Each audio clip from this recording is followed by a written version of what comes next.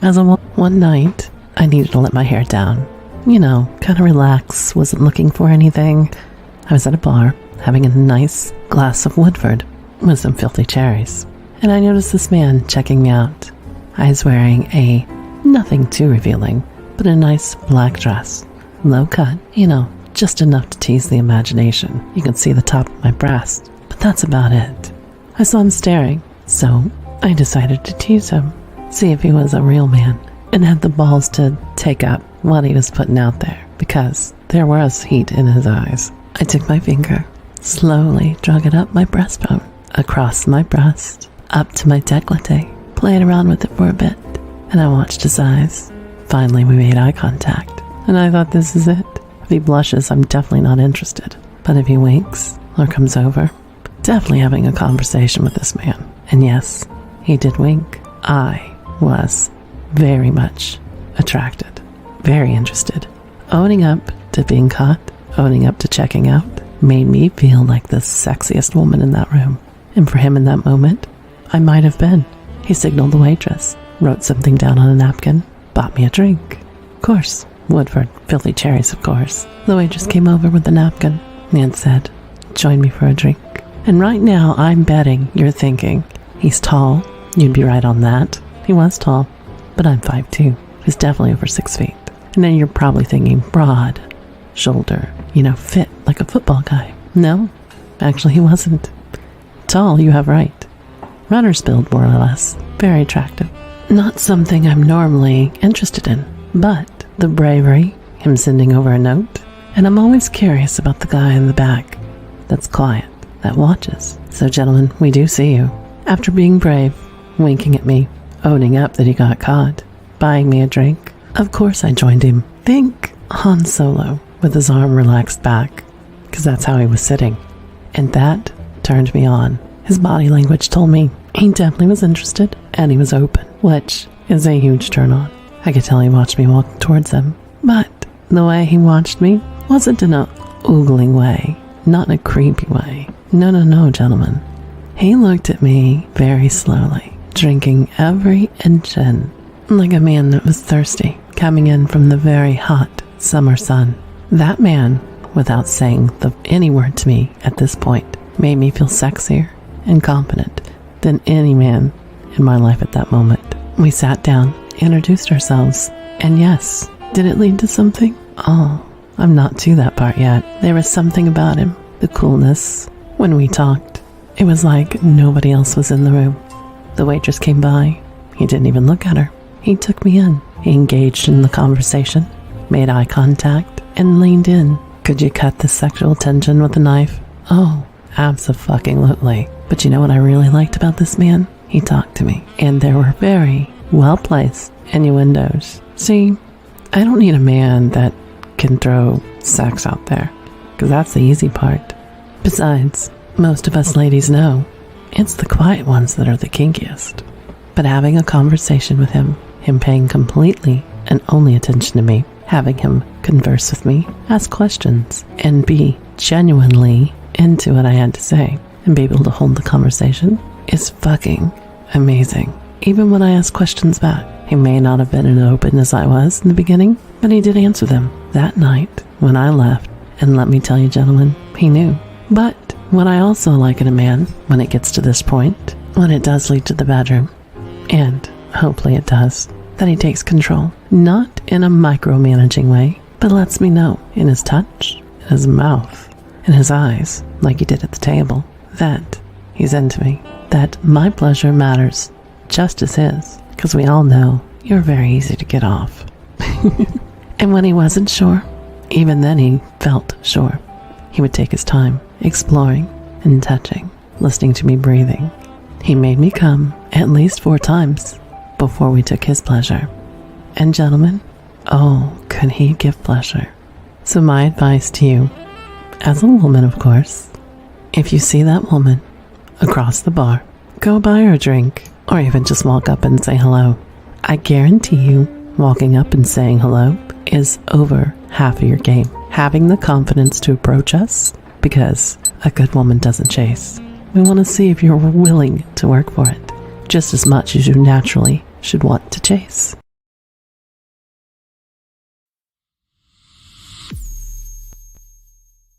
Mood, happy hour, nighttime, men and women coming together to talk about relationships. Mr. 1950 After Dark Happy Hour. Learn how to mac and bring the best out of a woman.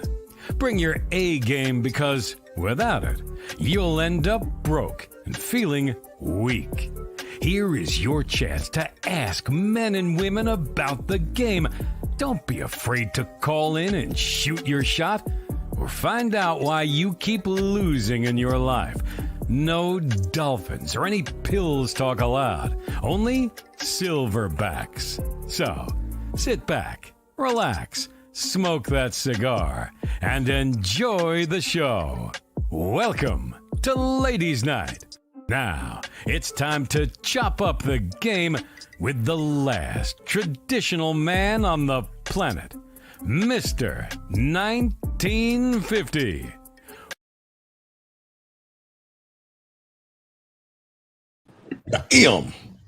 Man, oh man. I tell you, man, oh man, I think I may have the smoothest entry of all time. Of all time right there, man. You know what I mean?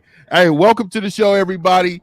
My name is Mr. 1950, and that's right, I am the last traditional man on the planet. Please let everybody come in for a minute. We're going to go around here. We're going to introduce each other. We're going to get this on in a minute, but I definitely want to let everybody know the rules of the game. The rules of the game is that we got a lot of new guests, and we're not going to be playing with that BS that some of y'all do on other people's channels. There will be no disrespect to nobody on this panel. If so, you will be blocked immediately. We're a mature crowd. We're trying to really obtain some goals here. The goal is to help those individuals that need that help. And just because you may feel like you can't get help from this don't mean you need to disrespect people that's trying to help others. So I just wanted to say that off top. We're going to go around. I know there's a lot of us on this panel, but man, I'm looking forward to this conversation because this conversation for me was a needed conversation. We'll go right next to when we go to Poor Man. Go ahead. Hey, Poor Man, go ahead and introduce yourself, brother. What's up, y'all? Poor Man Podcast. I don't know. I just make red pill content kind of stuff based on human nature. I try to add value by adding some stuff about postmodernism and, just I sprinkle a little flavor in there. All right, so come check me out. Go to just Poor Man's Podcast on YouTube, or you can go on Instagram at the.poor.man.podcast. All right, we go next. You got Steve. Oh, all right. What's going on? I'm the last traditional slut. I'm a whore. I'm an ex-gigolo. I'm dirty, nasty, freaky. I've been teaching guys how to eat, fuck, get pussy, sexy women, and all that for over 30 years. So I am the last traditional whore on the panel. All right. You know what we're gonna do? So I want to introduce everybody. I like everybody to get the flavor. So so we're gonna go to the top, and then we're gonna go to you, Jay Roman, and then we'll go to Nikki at the bottom. So go ahead, we go to the top, and then we're gonna go to Jay Roman and all the way down. We got you. Who's next? I guess it's on me. My name is Maya, and I am one of 3 of the Pretty and Purpose podcasts. I'm also a content creator, YouTuber, graphic designer, beauty influencer, model. So you can follow me at MyOMaten on Instagram, and my podcast is pretty_N_purpose on Instagram. That's for sure. All right. What's going on, everybody? My name is Lacey LeBeau Rise. I am a motivational speaker, life coach, poet, and model. You can find me on Instagram at Lacey LeBeau_Rise and on Facebook at Lacey LeBeau Moments of Clarity.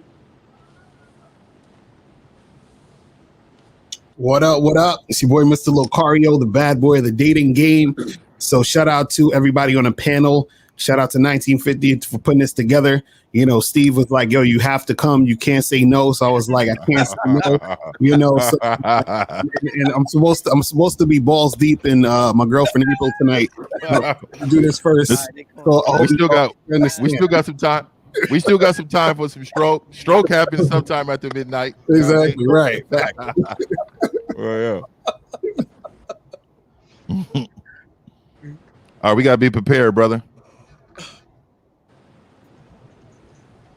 Okay, so me. This is All right, Jay Jay Roman, Roman. we going? I Or? am one of the co-hosts. Yeah, I've been going. Can you hear me? Everything okay? Okay, all right. I can hear you. Yep, we good now. All right. So this is one of the co-hosts of the Raw and Uncut podcast show, aka I am the nice guy. The nice guy, not last, is where you can find me on gmail.com. And always like a pleasure to be here.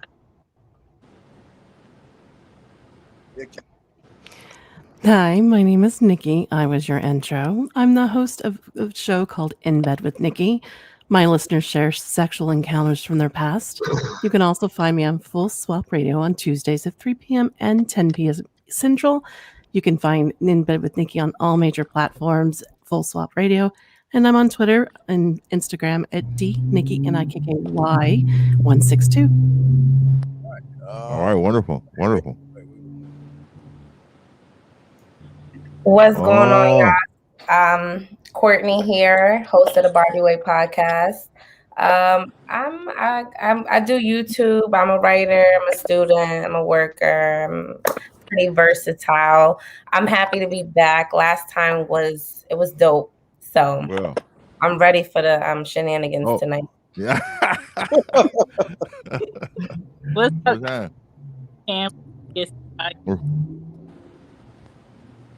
Can't hear you. We can't hear you. No. You hear me now? I can hear you now. All right. What's up? I'm Shan from She Gets It Podcast. I'm a creative. I have shows, and anytime I can do a show and I am free from those shows, I'm with it. So last time I missed y'all, but this time I'm ready. Let's work. All right. So hey, that's everyone. Let me scoot over, man. I need to put these shoulders in this thing right here, man. Let me put my shoulders in this thing right here, man. So hey, I'm Mr. 1950. Of course, like I said, we're definitely gonna get into it. Let's get into it. First off top, I want to ask the ladies, because I think a lot of men don't really listen to us when we say things like this. And men, we're gonna chime in. What are some of the signs that you guys can tell about a man with no we going leadership? straight into it. Okay. Oh yeah, we gotta know the signs, because I a lot of times we get a lot of men that think that women can't really, like, they can't tell, and then what happens is they 6 or 8 months in, and you know they wonder why shit is feeling damaged. You know what I mean? So talk to us in regards of leadership, how it's important to y'all, and then signs of man who just don't have it. Whoever wants to start off. I mean, don't be shy. All right, let's go. All right, so I think the signs of a weak man can go for, like, if he allows me to dictate his 3 W's. His 3 W's are where he is, when he's coming back, and why he's going where he's going. I do that for you, then you weak to me. Okay, wow. You make that better? Maybe, but that's something personal you need to work on. And if I could do that to you, I can't deal with you, because I don't want to know I have that power over you because you like me. Like, that's too much. If he allows women to disrespect him because he likes them or he wants a chance, that's a weakness to me.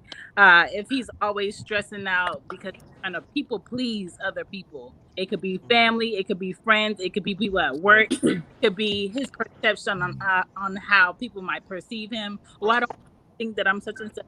Then don't be such and such. Like, there's no in between on that. If he can't say no to other people, that's a weak man to me, because that's how you set your boundaries in life. Despite you loving somebody or you don't even know them, you set boundaries. My no is my no. If he picks fights with people that can't defend themselves, but when he's supposed to stick up for themselves, he doesn't show up, that's a weak man to me. Oh, it sounds like you've been with some softies. That's a lot. That sounds like a lot of experience with being with some softies. I've seen. So keep it 100. You done adopted some softies. You done had experience with him, Sham, and now let me you're find on here out. talking of it. Listen, Oh shit. Keep it on it. I think social media helps males today cover up their insecurities, and then when you deal with them and you see them around other people or a place where they have to hold their own, the insecurities are blatant. And you point it out, that's when they get all hype and loud. No, you was a so Okay. All right. Let's go. Let's go. Who's next? I would have to say I agree with a lot of what you said, but for me personally, if I could walk like all over a man because I'm cute, you're weak. yes. Um, because I just know that you're going based off my looks. So, you're easily I can manipulate if I wanted to. I'm not saying I'm that kind of person, but Come that to on. me, You have gotten somebody's space. Come on. At the bar, I you don't done walk got somebody's okay. space. I did, but that was Okay. considered All weak. right. For me, it's just too like not being able to say no, being like can't hold an intellectual like it's just the small things for me, and then it gets to the bigger things where it's like inside of the relationship. But I'm gonna judge a man on how he acts, how he treats people, and then I see how he acts with me.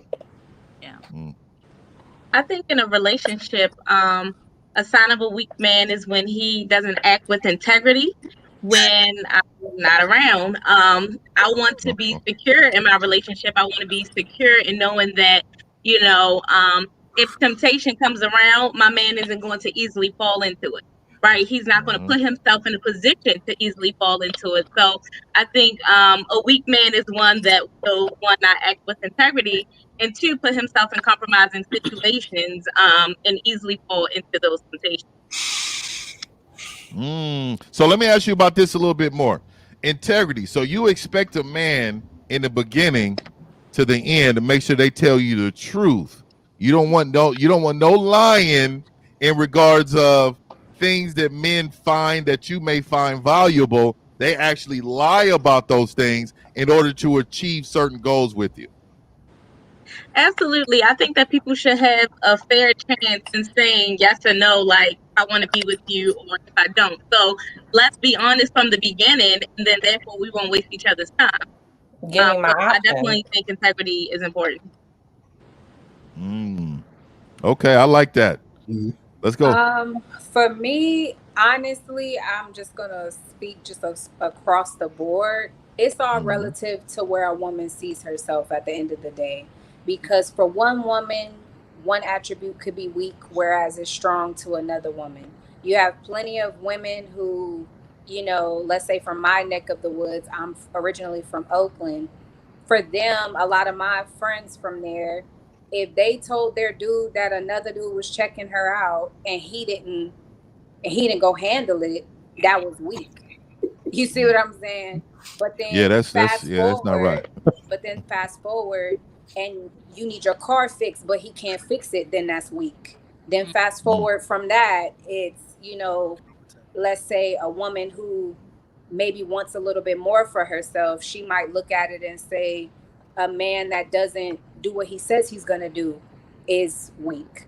So weakness and the view of what's weak is going to change depending on what type of woman you're dealing with, because a woman that doesn't know any better is going to look for the fight type ish, like I want you to throw dudes around over me. And then another woman may look at that situation as the fact that you would go and fight and put yourself in a situation to get locked over a female as weak. Yeah. So talk to me about. It all depends yeah. on the mindset of the woman that's perceiving this man and what scale she holds herself to. Then she's gonna look at him and put him against that same scale and say, is he a good reflection of me? And does he look strong standing next to me? Whatever that looks like to her, she's gonna call strong versus weak, and it's gonna change. It's on a spectrum. It's not consistent with all women. Of course. I know in a general sense, every woman have their, there are things that they're mostly attracted to when it comes to a man, especially in that area. Let's talk about yourself. Let's hear about some of the things that you carry. You say, you know what? I feel like when a man does this, this, and this, that checks my boxes for being a strong man. For me, a man that could stand on what he says. Like if he says, this is what I stand for, this is how I feel, this is my viewpoint, and nobody else can come in and sway how he feels or what he perceives the world to be without handing him some straight facts.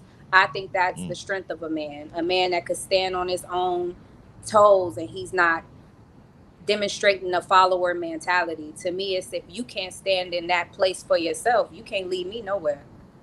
So to me, that's a big thing. And if that's a big thing for him, it's going to touch every aspect of his life, how he respects his woman, how he shows her respect. All of that stuff is going to be by his own standard, not the standard of his boys. So if he has leadership qualities, that's going to be in his head in every aspect of his life. So to me, he'll carry that everywhere he goes and apply it in every area of his life. And to me, that's something that I respect. A man that wavers to appease the people around him in the mind, that's weakness for me. Okay, we got. Who's next? Nikki? Yeah. For me, I love a challenge. So if I can roll over you like the other ladies are saying, I get bored and I leave. I want it straightforward. I'm not I do. I'm honest. If I don't want you, I don't want you. I mean, it's no skin off my back. But be honest with me. Just be up forward and honest. And if not, just move on. I agree with Lacey, I think your name is. I want integrity. I want someone just to be honest with what they're doing. And again, if I feel like you're trying to overplease me and give me this and give me that and I really get bored. Just tell me, no, I don't want to do this. How about we do this, or vice versa? And another thing that I love what Lacey said, if someone disrespects me in front of him, he does pull them aside and says, this isn't happening, not happening. Because the same thing happens if a woman mistreats my man, I'm doing the same thing. It's like, I have your back, you have mine. No, nothing else happens. Okay. All right. So let's get to the silverbacks, man, because I really want to talk to these gentlemen because men, we view things as weak too. so let's get it on. We'll start with the poor man and we're gonna round it off because I go last. But poor man, we go to you, then we go to Steve, Roman, and Lynn Lucario. Go ahead. Well, it seems pretty universal that, it sounds like it's all about agreeableness. So like how agreeable a guy is, you know what I mean? Like the thing about like people who are agreeable, and this is kind of a point, kind of inspired by Jordan Peterson, is they work better in teams, but they tend to avoid conflict. You know what I mean? So, and they're also less likely to take risks. And so women will test you naturally because they have to, if they're getting in a relationship, they have to know if that person is a person that's going to be able to take them to the promised land. You know what I mean? And agreeable men, while they work better in teams, they tend to, like I said, avoid conflict. So that means when the boss says you're not getting the raise, they're going to stay. You know what I mean? And when somebody picks a fight with your wife or your girlfriend, you less likely to jump into that conflict because you just naturally a people pleaser. You want to please people instead of stand on your own ground. So, that sounds pretty universal. Just being agreeable as a man, it's a big no-no. If you want to be attractive to women, from what I hear. What you got, Steve? Well, a lot of these guys out here is deeper than that, brother. A lot of these guys out here, we can start from the fact that let's get to the physical side or the skills. Okay, there's skills and there's characteristics. Skill-wise, they can't text. They don't know how to talk. They're terrible in bed. They don't know how to kiss. They keep going after sex. They don't know about the coochie between their ears. They don't know how to get her mentally stimulated. They don't know how to sexually touch her without touching her. That's just the skill side. The characteristic side is they don't have a big picture. They don't have vision. They don't have direction. They can't be clear, concise, and impactful. They don't drive results. They don't like to succeed. They don't get things done. They're not decisive. They don't take ownership. They don't take accountability. They blame, whine, cry, bitch, whine, and moan over women versus they blame women for everything. They blame women. They don't lead by example. They're not an influencer. They don't know what to do if they had a piece of ass in front of their face, because what they would rather do is cupcake, roll fruit at her feet, and beg her to like them. So the thing is, and when they don't get their way, they run on the other side of the street to all those the manospheres, the pills, the hypergamies, the women ain't this, women. So the problem is that they are scared of women because they don't know women, because they don't know themselves, because they don't work on their characteristics. Exactly. They don't work on their mouthpiece, their bedroom skills, and know that, you know what, I can touch you without touching you. Drops mic. Bingo.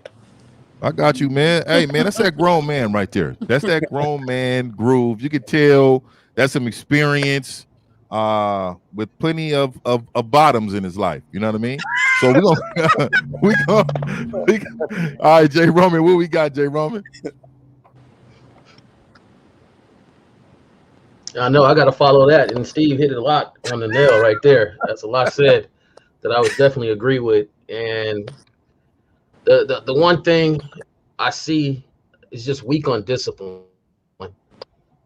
Like a lot of guys who's just weak on making that work and discipline and improving themselves, and have that vision of improving themselves. And I know Steve touched on it a little bit, and I'm a big believer in that. You got to have the forethought to lead your family a certain way.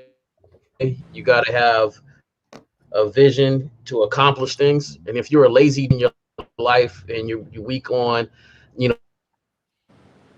the people around you, and I think they settle and they're real comfortable with being a follower. I think that's the simplest way I can put it, is that that guy that just settles and is just really comfortable on being a follower. And, I never forget my grandfather. What's up? Hey, man, I hate to say you're breaking up really bad. So try to fix that. We're gonna mute you. We're gonna go to Lucario real quick. Yeah, sometimes with that you got to probably just take the visual off and just do the audio. That's just do the audio. Yeah. That might work. But as far as the weakness is concerned, I think one of the things that makes a guy weak is him basically not being himself and switching up for women in any capacity.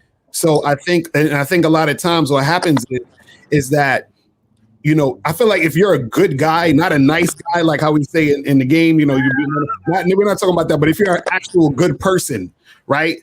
What happens is, if you're a man and you're a good person, sometimes when you're doing what you do, you start to say, damn, well, I might be hurting somebody's feelings, or this woman, she's showing this, disinterest in this, or she doesn't like the fact that I'm so raw and so honest and so whatever. Like she can't take it. So sometimes what'll happen is a guy will try to pull back, and he's like, all right, let me, I don't want to, make her mad or make her feel. Right, he becomes agreeable. My bad. Yeah, he becomes agreeable. He says, right, I don't want to deal with the conflict. Let's just do it your way. Right, and then the thing is that sometimes what happens is that when that continues to happen over a period of time, he starts to get used to not being himself. You understand what I'm saying? And then he becomes weaker. Every time he's not being himself, he becomes weaker. But again, that goes with the whole notion of him not wanting to hurt the woman's feelings. You understand what I'm saying? So if he tells a woman, hey, listen, I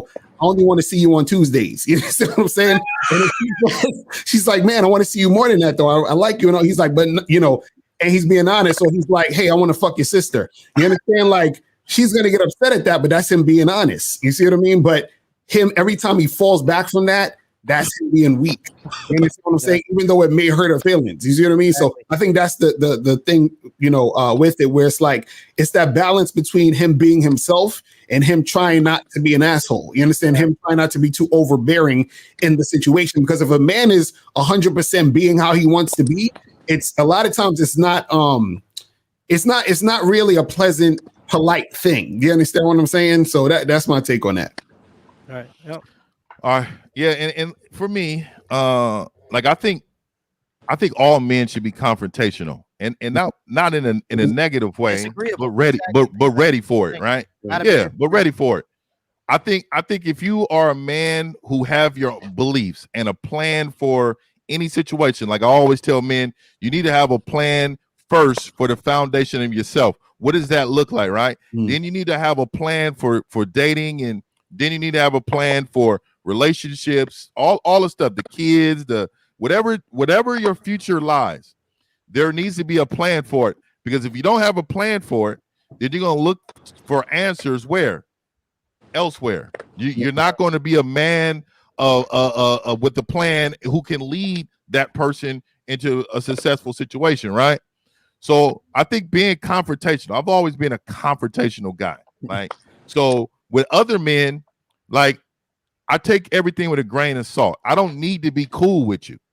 Like I think men value relationships with other men way too much. And we'll start there, right? So they value relationship with other men way too much. So that means they value their opinion too much. So like me, I've always been a man who like women, a woman with a little meat on her. Like I don't like no small ass woman. So because no, and for real, I don't like hold on now. I don't like them out of shape now. But what I like curvy women, and like I'm a man who will be, you know what? This is eye candy for me. But you're not going to tell me what's pretty for me, though. You're not going to tell me what you're not going to tell me what you like to demean what I like. So, and this is where the line of boundaries need to be for men. The same goes in the household.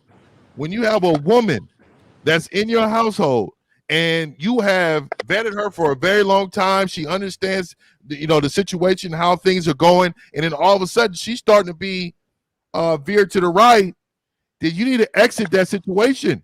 You need to let her know, hey, this is the situation. This is how I'm feeling about the situation. But too much, a lot of men are so afraid to lose the woman, they lose themselves in the process of trying to keep that woman. Bingo. And then the last thing, I think men are cowards naturally.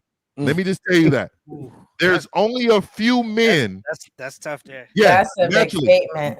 Yeah, let me say this. Naturally, there's the men that all the women want is that small percentage that don't carry that trait. And what I'm telling you is a lot of men feel like, if he makes a lot of money, if he does this, no, it's here. It's this. It's what I got.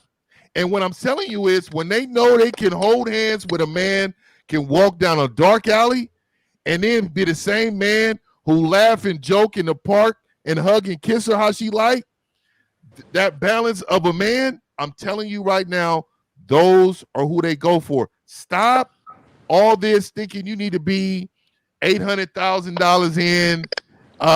Stop thinking that you need to have this Lamborghini car. Let me tell you something.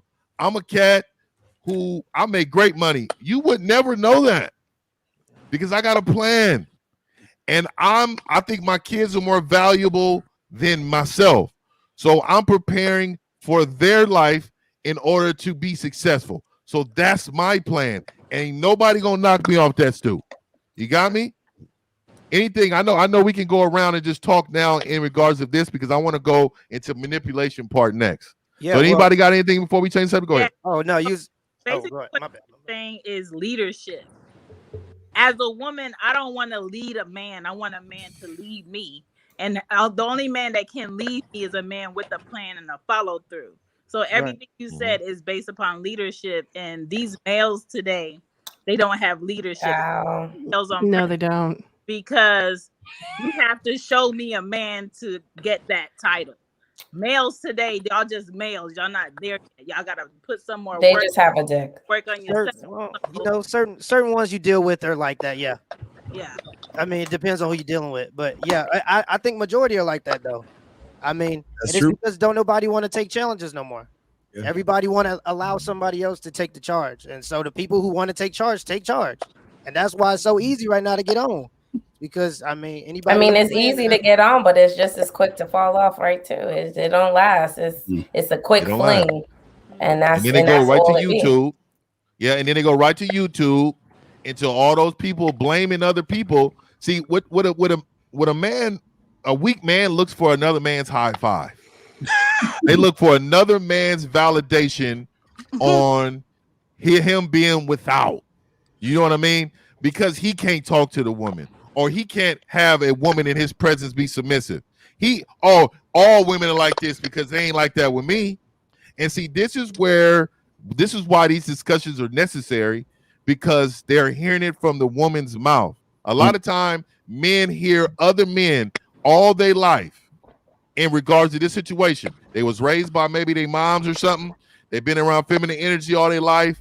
Or even if they don't, if they got a weak man with no direction in the household, it's the same as a woman, right?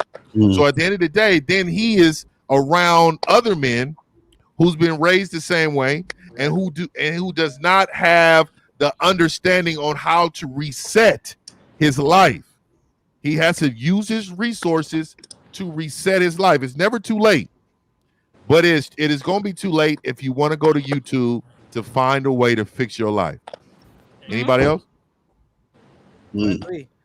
We can move on to the manipulation part if y'all want to. Okay, let's do it. Let's do it. I'm kind of let's do it. So we all know that women use a lot of their beauty to manipulate weak men. Okay. And I wanted to use that at the end and say weak men, because those men who know difference, that's just a layer of a woman.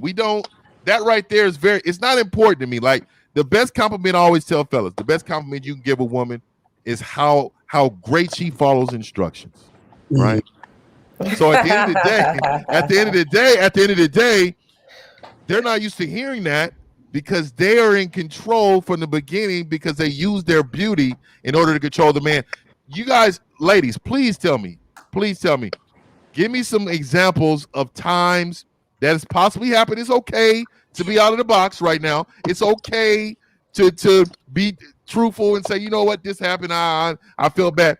There's a situation where a guy was weak and you knew it, and you say, you know what, I want to go to the movies today.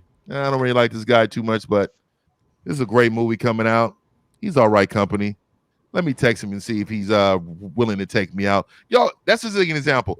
Give me an example or talk to me about times that you guys have been manipulated. And then as men, we like a man like me, I struggle with that too, right? When I was a younger man, I struggled. I took advantage of the ladies because I had right? So we're gonna talk about it as men, but I want y'all to talk about it as women. Y'all go ahead and talk about it. Okay, I got one, but I was a lot younger, like 17.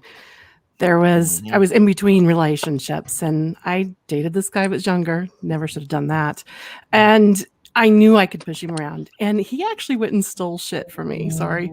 He did. He would steal stuff from me. And I remember I broke up with him because I was bored, because he didn't challenge me. He didn't have the same goals I did. He didn't hustle like I did. And that I got bored. So I dumped him. And I remember he came up with me, and oh God, this is horrible. And you're going to hate me now. He came up to me with this letter, and his friend was with him, and he signed it, and he goes, "Here, I'm going to go kill myself. Here's all my will and testament. I'm leaving everything to you." And I looked at him. I said, "Go kill yourself. I don't care. If you don't want to be here, go do it. That's not going to change me. I don't want you." That is cold-blooded. I told you. That's actually happened to me before too, where really? He threatened to kill him. Well, to like smoke drugs. I just think he was being very dramatic, but I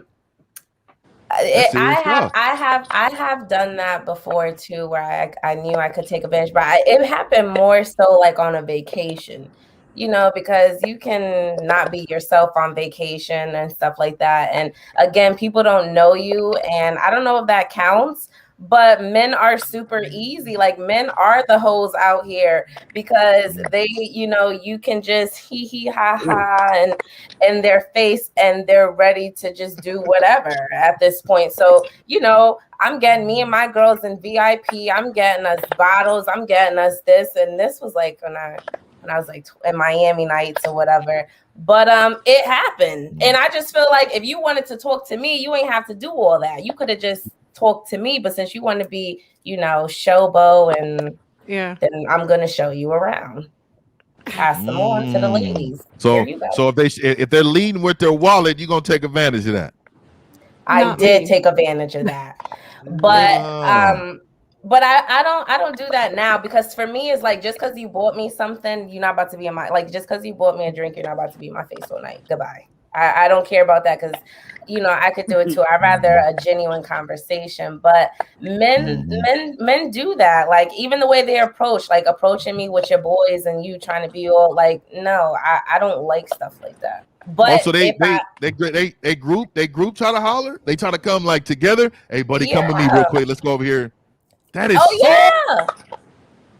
You hear them like talking behind you. You'll hear them like kind of talking. Like, I'm thinking of vacation times, you just on Collins Ave, you walking or whatever, and you just hear them, and you could just tell by their I don't know. I just feel like I could tell by just their approach, their stance, like how they're talking, like you just out here looking like, yeah. But nowadays I wouldn't entertain it, because I don't have time for it. Like, yeah. That's so next one, Ollie. Ladies. That's insane. I was gonna say, honestly, I don't have it. I have opportunities. I've had countless opportunities to capitalize, but I couldn't really close, because I don't know. Like, I just feel like I don't know. It's a little cold-blooded for my taste. So you've never got a drink at a bar because you knew this man was gonna buy it for you. No, I've always purchased my own drinks. I've even had situations where I've gotten into arguments with guys because I won't accept the drink, and they try and force. Hold on. They fighting. Like, they're fighting with you to buy you a drink. Yeah, like, and you're like, no. That is so. And I mean, it go as far as to purchase it anyway. That's a turn off right there. And, like, purchase it anyway Big and turn still off. send it to your table. And then I rejected it again. And when I tried to pay for my own drink, when the bartender came around to let me know how much it was, she came around and told me it was paid for. That's how far he went. And I looked across. That's the like creeper status. Yeah, this one call 911. Yeah, that's definitely call Like, 911. No. Yeah, I'm definitely with Lacey on that, as far as like I'm accepting what guys offer. Just like, I guess, just growing up, like I always just felt like if you accept something, like they're gonna want something in return. Facts. So like yes, guys will offer things because they think that you're pretty, or can I take you here, or do this and do that, and I'm just very skeptical of it. So like, no, like, I don't use it to manipulate, because it's like, no, it's like a bribe. Yeah, and then they'll even go as far as to be like, oh, I really believe in you and I just want to support you, and you be like, I don't really want nothing from you, I just really care about you. I just think on the flip side of that, like, I think on the flip side, because I hear y'all ladies saying like, oh no, I wouldn't do that. For me, like, on the flip side, it's just like, even though I know it's cold-hearted, it's just like, because you thinking like that, you deserve to get finesse like that, because you're not moving smarter out here. And that's just how it is. Like, you can't be mad at the woman doing it. Now, I'm not saying you gonna milk him for everything, because who wants to entertain that? Like, no, I'm not doing that. But for something like a drink, or like you trying to, talk, like, there's times I've given my number because somebody wouldn't leave me alone, and then like, he'll want to call the number right in front of me, and I'm like, oh my God. Desperately giving your number away to get rid of the dude? Listen, they learned that in middle school, huh? Listen, yeah, and then I'm like, damn, he's gonna call it and know it's the wrong number, and then it's just great. Like, they're so persistent. So if you that persistent, then I'm gonna flip a switch and be like, you know what? Let me finesse him. Then you want to be all in my face, you want to be doing that? I'm gonna, yeah. Oh, go ahead and use that pocket. I'm gonna use that pocket. That's what I'm gonna do, huh? Danger. The That's crazy danger. thing with that Oh, is okay. you don't know when a dude is trying to finesse you and when he crazy. You know Exactly. what I mean? My thing is like, it Exactly. could be that True. one time you let him buy you that one drink and you worried about him following you around the bar. No, he's about to follow you home. Yeah. Now he know where you stay. Wow. Like dudes fall in love off of just Yeah. looking. They ain't even got a That chance is to true. talk to That you. is very true. And they'll get Yeah. in their head. They've been in a whole relationship. Then you start. Now they at your job at the teller. Like, Yeah, I oh, haven't you work experienced no here? crazy bird like Oh that. no, I don't want nobody to help me but her. You know what I mean? And now you got a whole stalker because you can't buy your own damn drink. Fuck that, bro. I don't want your drink. I got money. Like, you know, and I mean, Exactly. some of these dudes use that as just to open a door, Mhm. and it's like symbolism, like, oh, I like you, check the box. And the minute you're like, yeah, go ahead and buy me a drink, they're like, she checked the box, she's mine. You hear me? And they follow you around. Like, they'll even go as far as to buy you a drink and then check you afterwards. Like, I seen you up and you was talking to another guy. Like, I came here with my homegirls. You bought a drink and got you a whole girlfriend now? Listen. In New York, They shit, own tell you. them. In New They be York, serious. You property once crazy. you accept the drink. In New in York, New York, you would get called a bitch. Hey, yo, ma, what's good? Hey, yo, ma, what's good? Oh, word? Fuck you then, bitch. And that is really how it is in New In the York. Bay Area too. That's- I'm telling you, like, that Yeah, rejection the Bay is the Bay's the something same else. way. Yeah. Yeah, they So crazy. That's one of the reasons why I be trying to tell people how bad it is to be agreeable. Because when you agreeable, you do what people want because you want to people please. Yeah. And then, I mean, people who are agreeable get manipulated. That's how it works. Yeah, That's just the name of the game. And then the thing about red pill that I be kind of skeptical of is a lot of the people, they act like they wouldn't partake in the manipulation if they had the power to. And don't, like, people, you know what I'm saying? Like, even dudes that are good looking, they manipulate women. Anybody who can get over on you will do it, especially if you let them. Like, that's just how the game works. and that was I will why go ahead. why women manipulate men. It's because they can. Exactly. Never And let men would do it too. You're trusting 18-year-old girls with a lot of power. listen. I mean, these are 18-year-old girls just getting out of high school. They don't know what kind of power, but they're gonna test it out, and it's gonna be you're gonna be paying for it. That's how it works. And see, that's why let's go with the men now a little bit. So I know I'm in that 1% because even as a young man, I never really valued her beauty like that. It was all about what you can do for me. And that's how I was raised like that. It was more of, dude, like you go out there in this world and you want to work very hard and then you want to spend all your money on her. This is what my mentors, my pop, my grandfather, they all telling me the same thing. Like, man, you got to maintain what you have in order to put yourself in to be successful in life. You're not going to be successful by giving your earnings away. So again, I just want to point out again, gentlemen, all these men that's in here, listen, there's a lot of them too. I want you guys to get your crayons out, like my boy Steve say. The women just said it is creepy to believe when you buy a woman a drink, when you lurking and you're too persistent, that is creepy. And then also, they can tell if you're weak. They can also manipulate you because of their beauty. And again, we tell you guys how to maintain yourselves. Listen up. My man Lucario, what do you got to say about this, man? I'm going to jump right to you, man. Man, I mean, see, this is the thing. You know, I think like a lot of guys have been taught basically to put women on a pedestal. So they think that that's the right course of action to buy the drinks and do all that other stuff. But what happens is because guys don't understand game, they get confused when women respond the way they respond. Because their thought is, well, if you don't like me, why you took the drink? You understand what I'm saying? Mm-hmm. And so the finessing that the woman is doing, what happens is it confuses guys who don't really have no game, and they don't have game, which is why they're buying the drink in the first place. You understand what I'm saying? So it's the problem is that we have to teach men to understand the games and the manipulation that women will play. You see what I'm saying? Because manipulation for women is ingrained in them, because that's where listen, the thing is like this.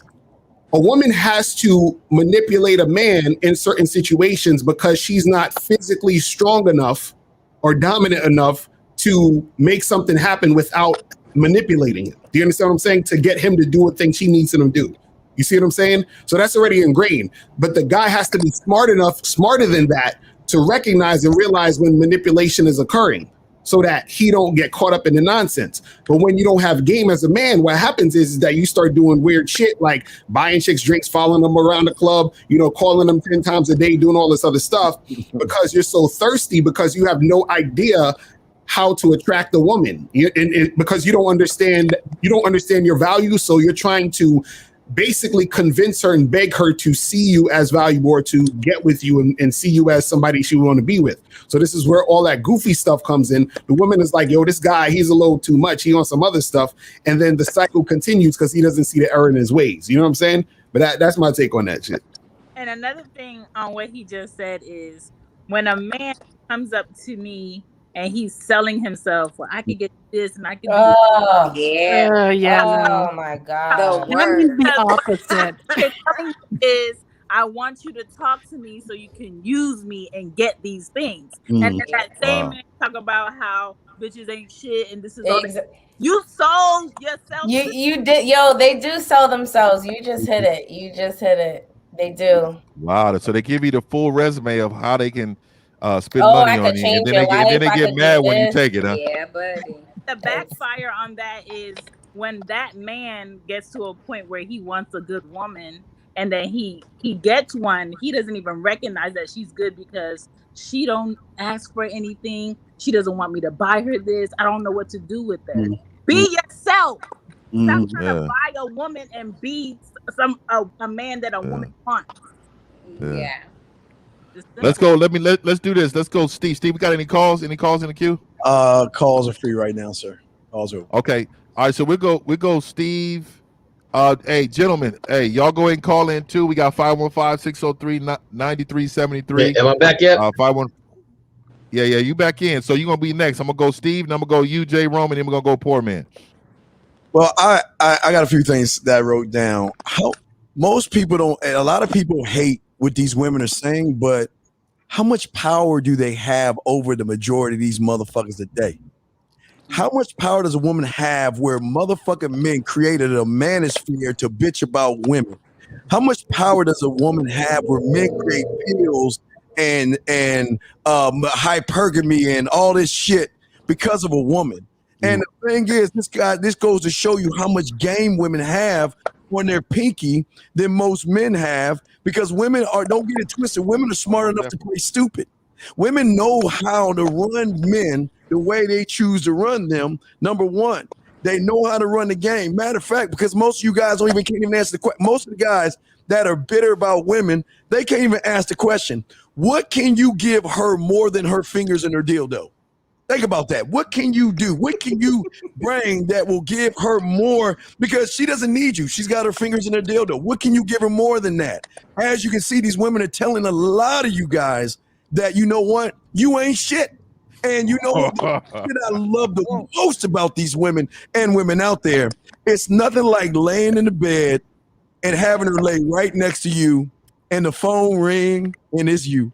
And you over there crying while I'm butt ass naked, and all you doing is where you at? With that Arizona on the side of the bed. You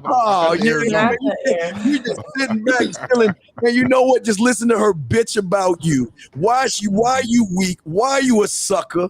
Why are you the one that's gonna drive her around? Why are you the one that's putting up her Christmas lights? Why are you the motherfucker that's gonna be her bitch, her bank, her shoulder? Or a combination of both, but yet y'all don't understand. Said the Christmas lights. Yeah, Halloween ones. If that's not your woman, if y'all not living together, if you putting up Christmas lights, you a sucker, man. I'm gonna tell you right now. I am not going on the ladder for any woman I'm not invested in. I'm gonna tell you right now. Yeah, I just want to say the last thing. If y'all men think about it, who holds the power? Think about who holds the power. Because why would we create a space to bitch about women when the game ain't even about motherfucking women? That's all I want to say. We got Jay Roman. What we got? We back? Yeah, I think I'm back, and I missed quite a bit. So I'm gonna just sum up what I heard, and then go from there. And pretty much what I heard was, the ladies were talking about this weak guy and how they would test him to see if he's weak. So one thing guys can hear is that your lady is going to test you. Now, if you're over pleasing and all you doing is pleasing and pleasing, and you won't say no to this, no to that, at some point in time, you got to realize you failed her test. And I don't think they realize that they have failed the test. And that's why when you look at her and she got that bored look in her eyes, and you're wondering and you checking her phone or you checking her timetable and where's she at. Some of y'all insecure, go check the gas mileage, make sure it took exactly this amount of miles to get to work and back. It's because you know that you failed the test and she is bored and you can see it in her eyes. Your relationship is not right, but yet you're still over pleasing. Now for me at a young age, I lucked up on game. I'm gonna just say it like that because I was broke. I couldn't afford to date you. I'll be honest. I couldn't afford to date you, but I still wanted some. So I would tell you real quick, come over this house. Come over this house, and then what are we gonna cook? Which means basically what you cooking. And it happened. A lot of people came over the house and cooked. And I realized, you know what? I don't need that car. I don't need the car. I don't need all that. I just need to talk to you in your ear. And my thing is, I'm your type. You just don't know it yet. So let me get to you so that you know it. So, a lot of these guys right now, I look at, and somebody put on there, he blames the 90s R&B. I don't blame no music. I don't blame no music. That's just entertainment. I don't blame anything for it. And I applaud y'all. If y'all gonna get a dude in his pockets, get him. That's a weak dude. You ain't getting my pockets. I like to hear the. I love to hear the woman's story. But the thing is, that's part of the problem. Yeah, and I ask you in a heartbeat at the bar. I'm gonna push back. I think it's delayed. Go ahead, poor man. It seems as though it's all about what is the problem right now. Like, this is exactly what the problem is. You have men trying to approach you he's buying you a drink, and that don't necessarily mean you gotta, dive on him, but then he's also telling you what he can provide for you financially in terms of changing your life. And somebody just said that you have to prove that you have something to offer other than what her dildo can do. So what exactly are women choosing these men on? Because we can sit here and say, don't go up and don't go up and buy drinks, don't go up and approach, but then men are gonna stop approaching. And if we do that, we didn't say don't approach. We didn't say that. Don't approach. We didn't say that. But I'm saying, like, it seems as though, I guess what I'm saying is, how do men and what are y'all judging the men that you go after based on? Because it seems like it's all on looks, because all that stuff is creepy if you're not good looking. It's definitely not. If you're good looking, it's a different standard. And I'm what Courtney just said. Oh, that's a Courtney, yeah, because I'm like I said, I'm the like I always say, I'm the ugliest, sexiest man alive. Yeah, so the thing is by being one of I'm telling you right now, when you know there's better looking men than you, you know you're an ugly man. But what I bring to the table, I am sexy as fuck. And so the thing, this is what it is. Half of it, well, not half of it, about 100% of it is confidence, right?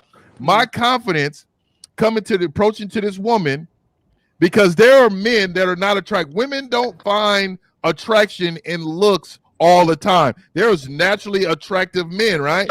But what happens is that they come with confidence, and women's like they like feelings. If you can you have about 30 seconds to make her feel good about that interaction. Otherwise, she's going to turn the corner really quick. There's some men with some game that can recover from that. But most men do what? They tuck their tail. They start asking, are you here normally? What state you from? Weak game, right? So if a man approaches and he gets to her feelings, be different, go at her a little differently, they tend to react. A woman is about orgasms. If you can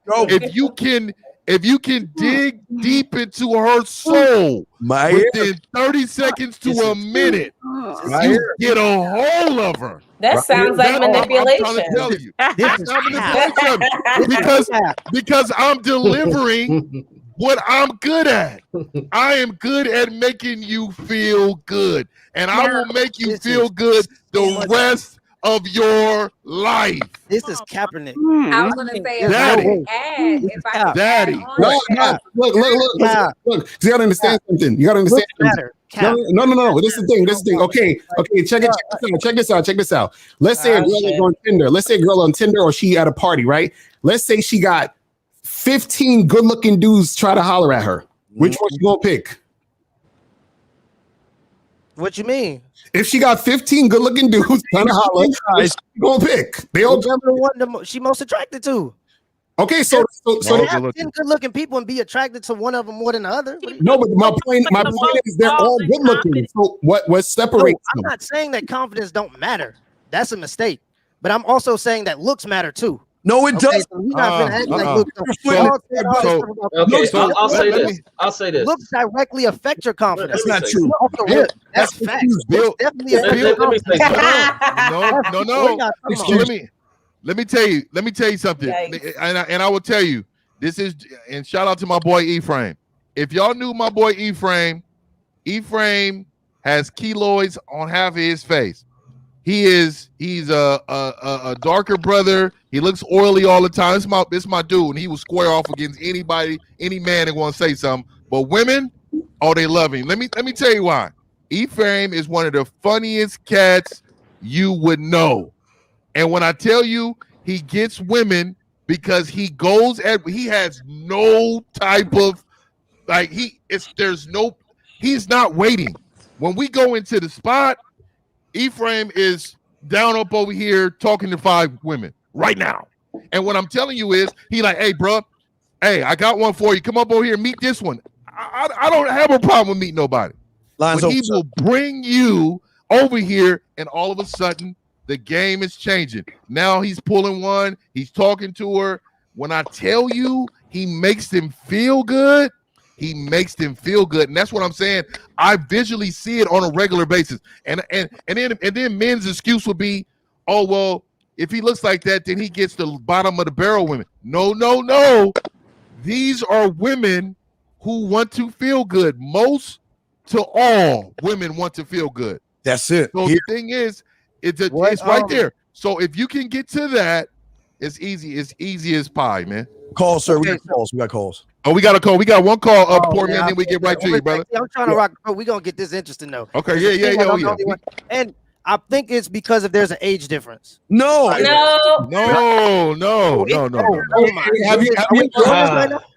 ever heard of the phrase "he was cute until he opened his mouth"? Thank you. No. Exactly. I'm not saying it doesn't happen. I know plenty of good-looking dudes that ain't got no game that in the long run it don't work out. Well, then why looks definitely get you in the door. It don't matter then. It don't matter. It don't matter. Looks don't matter, bro. Excuse that weak motherfuckers you don't have game. I'm telling you. I'm trying to show her why she can fuck me. Bottom line, fuck my looks. I'm showing her why she should get with me because I know what I bring to the table. See, when you talk about looks, that's feminine, my brother. No. See, the problem is this. Feminine. The problem is, I'm saying that looks matter because you can't compete with Walmart. You gotta know your strengths and weaknesses. If looks ain't your strength, I'm not saying that you don't approach. I'm just saying it definitely matters. But let me tell you something. Let me tell you something. When I was when you get off balance as a man. That's when you get off balance. Yeah, we got calls. When I was 27 years old, you get off balance as a man because you're too busy worried about your looks. There you go. No, hey, real quick. We got a phone call. I think we got one phone call. Real quick, ladies. Lacey, I got you. Lacey, I got you. Let's get this phone call. Okay. Let's engage it. Hey, it's getting good. This is what we wanted right here. Let's go. We got 2 calls. 442, then 347. 442, you're up, then 347. What's your question, brother? I ain't got no questions. I'm just let y'all know that the black woman is a POW. Y'all wear you know what? You a piece of shit. You want to know why? Because your bitch ass stayed on the line just to say that weak fucking shit. But you the same motherfucker. No, I think POW is prisoner of war. Nah, I thought he said piece of shit.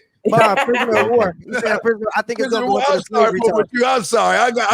Hey, look, you started to turn up. Steve was ready to go in. Hey, man, we can't tolerate no funniness, dog. But what's POW? What is that? I don't know. Let's ask prisoner of war. What's a POW, man? Prisoner of war. What war? It's a prisoner of war. What war? And since slavery, they've been focused on. I told you it was gonna go to the slavery talk. Don't get this man out of there. Come out of there. Hey, next call, Steve. Next call, Steve. Come out of there. Next call, Steve. Nobody want to hear that. 347. You want the question? I'd rather talk about looks all night than go down that rabbit hole. I ain't trying to do all right. 347. What's your question, man? Hey, brothers, man. How you doing? I donated, man. I got to pay my tuition. That's what's up. I appreciate you, man. It's all good. What we got? What's your question, man? I want to say something real quick, and then I'm out of here. The one thing I disagree with is what y'all saying about simps, man. First and foremost, y'all gotta start having more respect for the simps, because at the end of the day, I appreciate a man that pays for a woman's cab so that she could come to my house, man. I love them simps out there. Y'all gotta stop disrespecting them. Have a good night. Hey, man. Hey. The simps got their own lane. But what happens to simps is that they live a very unhappy life, broke life. And with no structure in life, those women that they normally simping on, those women normally talk to the man who they want to deal with. They normally don't stay around with those guys. So I'm just saying, I don't encourage simps, because I know that lifestyle is not sustainable. You can't sustain that type of lifestyle because, for one, she's not viewing you the way you need to be viewed. But we need any more calls, Steve? No, we're good. I'll let you know in the back. All right, Latrice, what we got? Oh, we have one. Okay, I'm sorry. Oh, we got one? I'll wait till Latrice and I'll open it up. Go ahead, Latrice. Let's go. Ahead. Are you referring to me?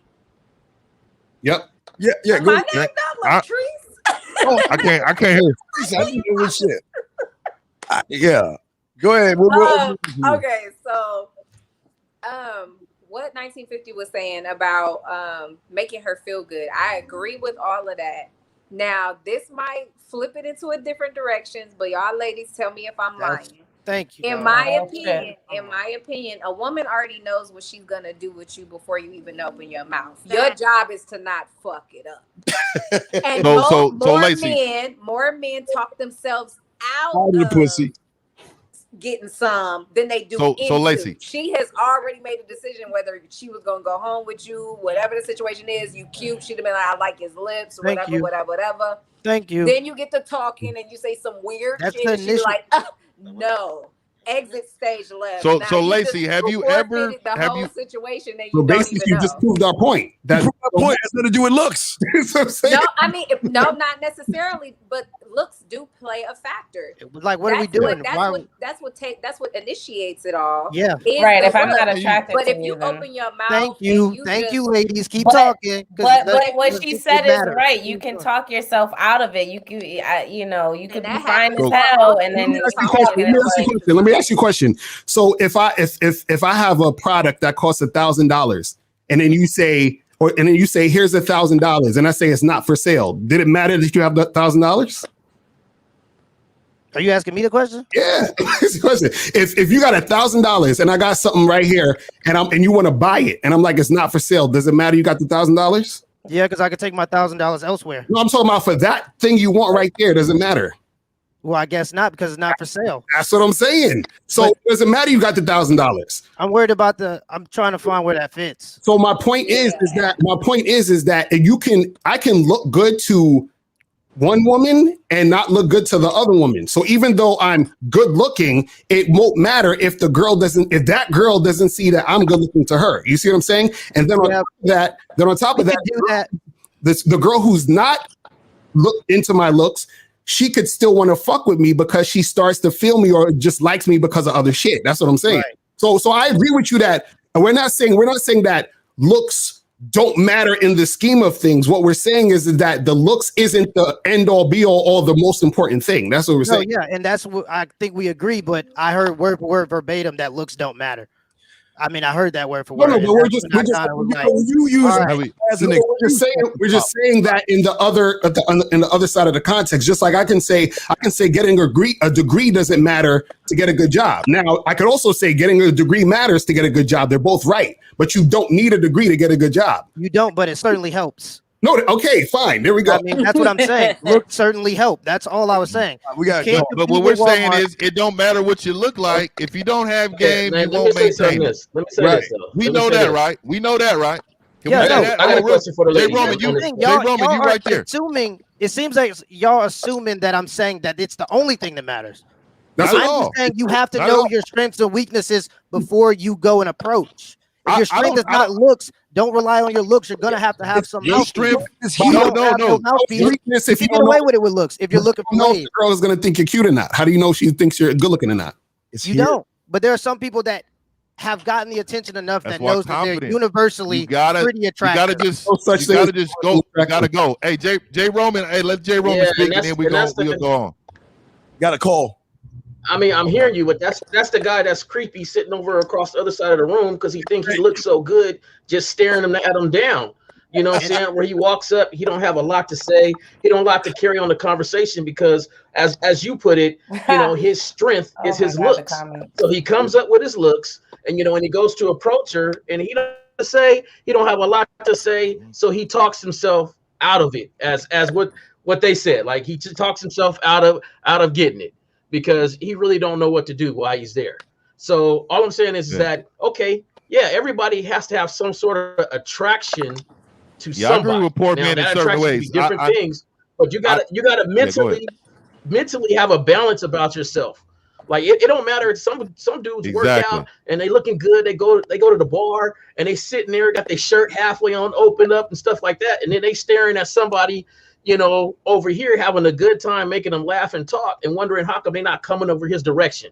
He looks good, and that's off balance. And what we're teaching a lot of guys is right now is that okay, if you have looks, then why develop all this other stuff? Why develop your mental? Why develop yourself? Because I look good. I rolled up and I look good, so they should be on me. He's Hey, saying, poor man, go ahead and go. Yeah. I don't really agree with it because they're saying, see, that's the misconception. He's saying game versus looks, and it's not game versus looks. It's games and looks. It's game and looks. You don't have to have both, but you gotta know what you're good at. That's all I'm saying. No, I think And I'm gonna rock the boat all night. I mean, I hope everybody is coming all night. And I love it. And I love it. This is why all night. this is why I wanted this type of panel, because I knew we want people to stand on what they believe in. So we go upstairs to the ladies. We're gonna let the ladies talk, and then I want them to chime in. Go ahead.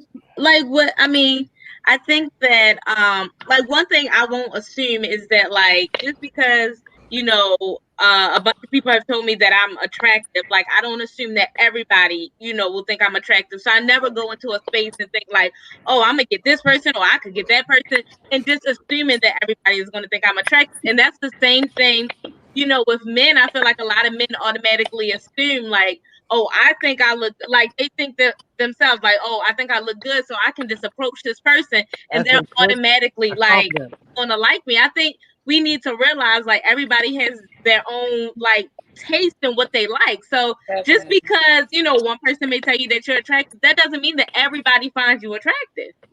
See, we're gonna run into a problem here because everybody doesn't think Rihanna's attractive, but who are we kidding? Okay, so I don't like Rihanna. People give me Jill Scott. You in particular, right? I like Jill If you Scott. ask 10 guys, 9 are gonna say yes. So there is such thing as universal attractiveness. We're not acting like that.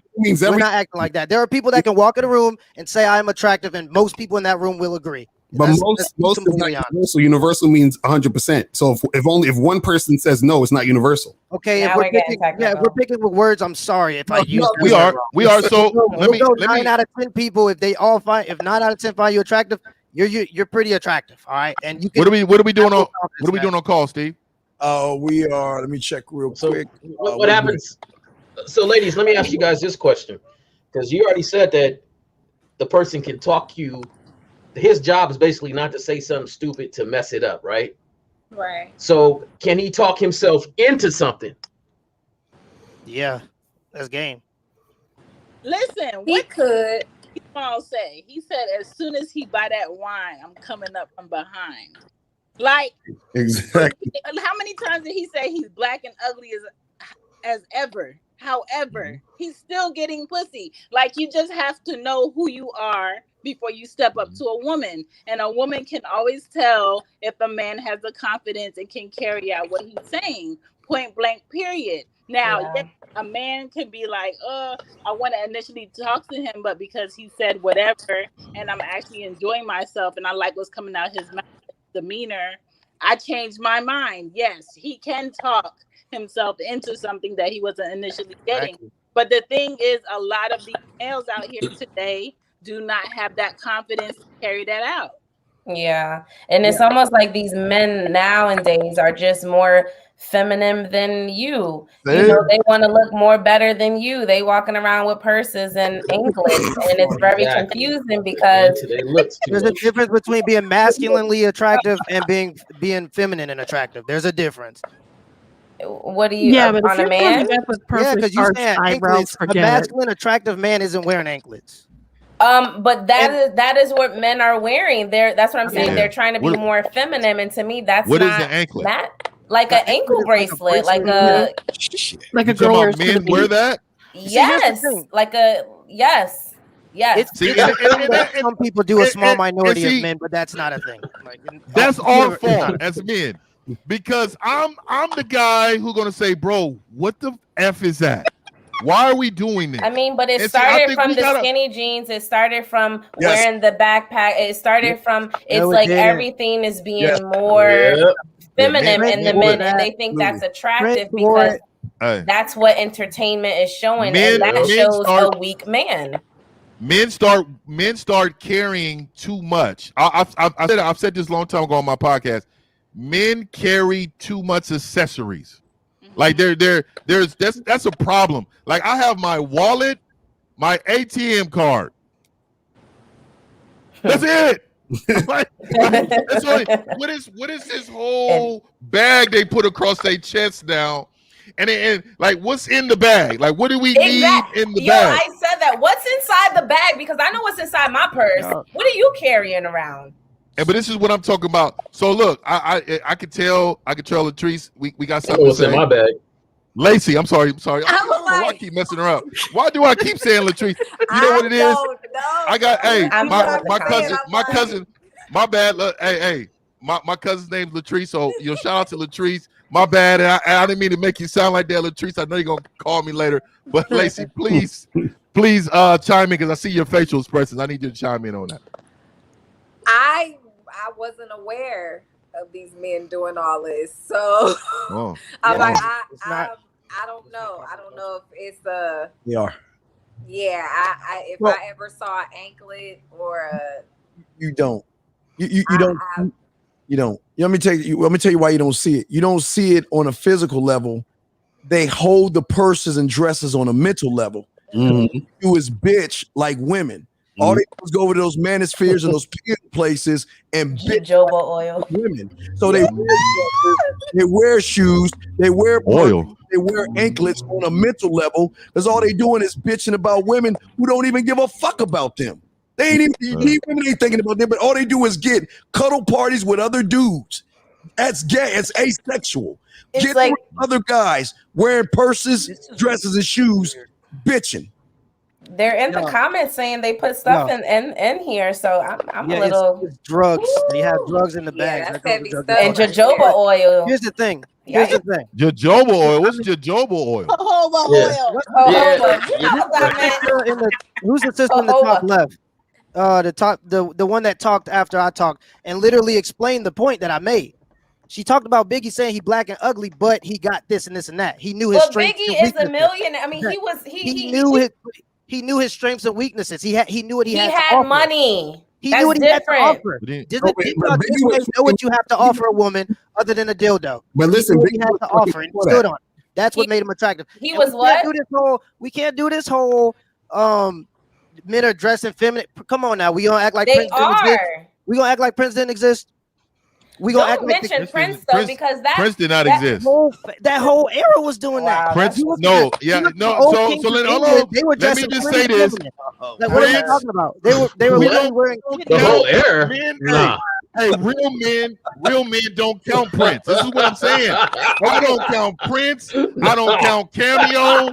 Hey, all the Village Boys. I don't count them as men. I count real G's. And this is what I'm saying. They may have something to swing, but that don't make them men. And so what I'm saying is, hey, when he lost me with a brazier, you're a great artist, Prince. You're great. But you're not over here in this club as being represented as a man. I can't give him that. And this is what I'm saying. I say be a man all the time, not just sometimes. So now, what I'm saying, masculinity has something to do with like your clothes. Obviously, a little bit. Most definitely. But to the degree where you would call Prince not a man because of his clothes. It's the No. I said masculine. Patient. And he's not in the man's club. You're right. I'm sorry. He is considered technically by law that he's a male. No, that's not what we do. I don't do identity politics. See, that's what I'm saying. But what I'm saying to you is, in a community as a man, in a community of a man, no. There's acceptance to understanding how we act. How we act is also, what people is going to perceive you as. I'm not going to be out here with a shirt that says, spend all my money on this in pink, and I'm walking around tiptoeing. Look. I know from where I'm from and the people that I'm around, we don't accept that. And with hey, that's your thing. I'm not hating on that. So there's a woman out there that will love that man. But personally, what I would tell you is, confident though? Was he not confident in what he did? He was confident. And women like that. Women were able to look past that. But I was saying y'all were equating being unattractive and being feminine with clothing in the modern era. And I'm saying that there's feminine dressing. Historically, dresses changed. I mean, plenty of people wore kitten. Literally, the kings of England. Men never changed. They wore kitten. Men didn't change.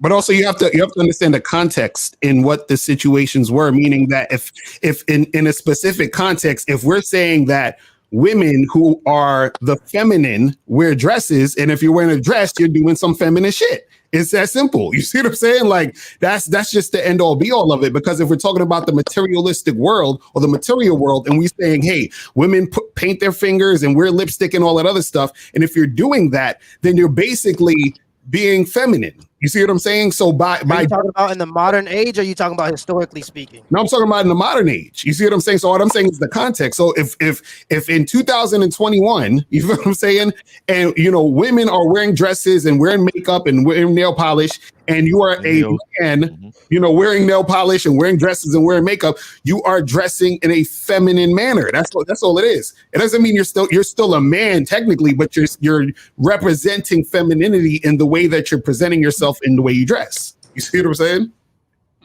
Yeah, you can't be masculine. You can't be masculine appearing to be feminine. You got to call.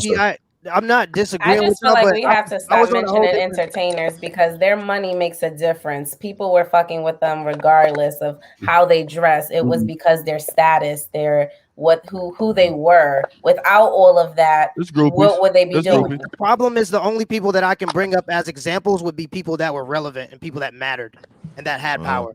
Unless I use anecdotal evidence. So I mean, we can do that, but then we can't have a conversation. I'll get you. Let's get this call.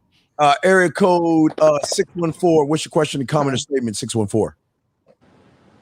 Yeah. Hey, what's up, y'all? Good show. I just want to make a distinction to help a lot of the dudes out there who can't see this in the crowd.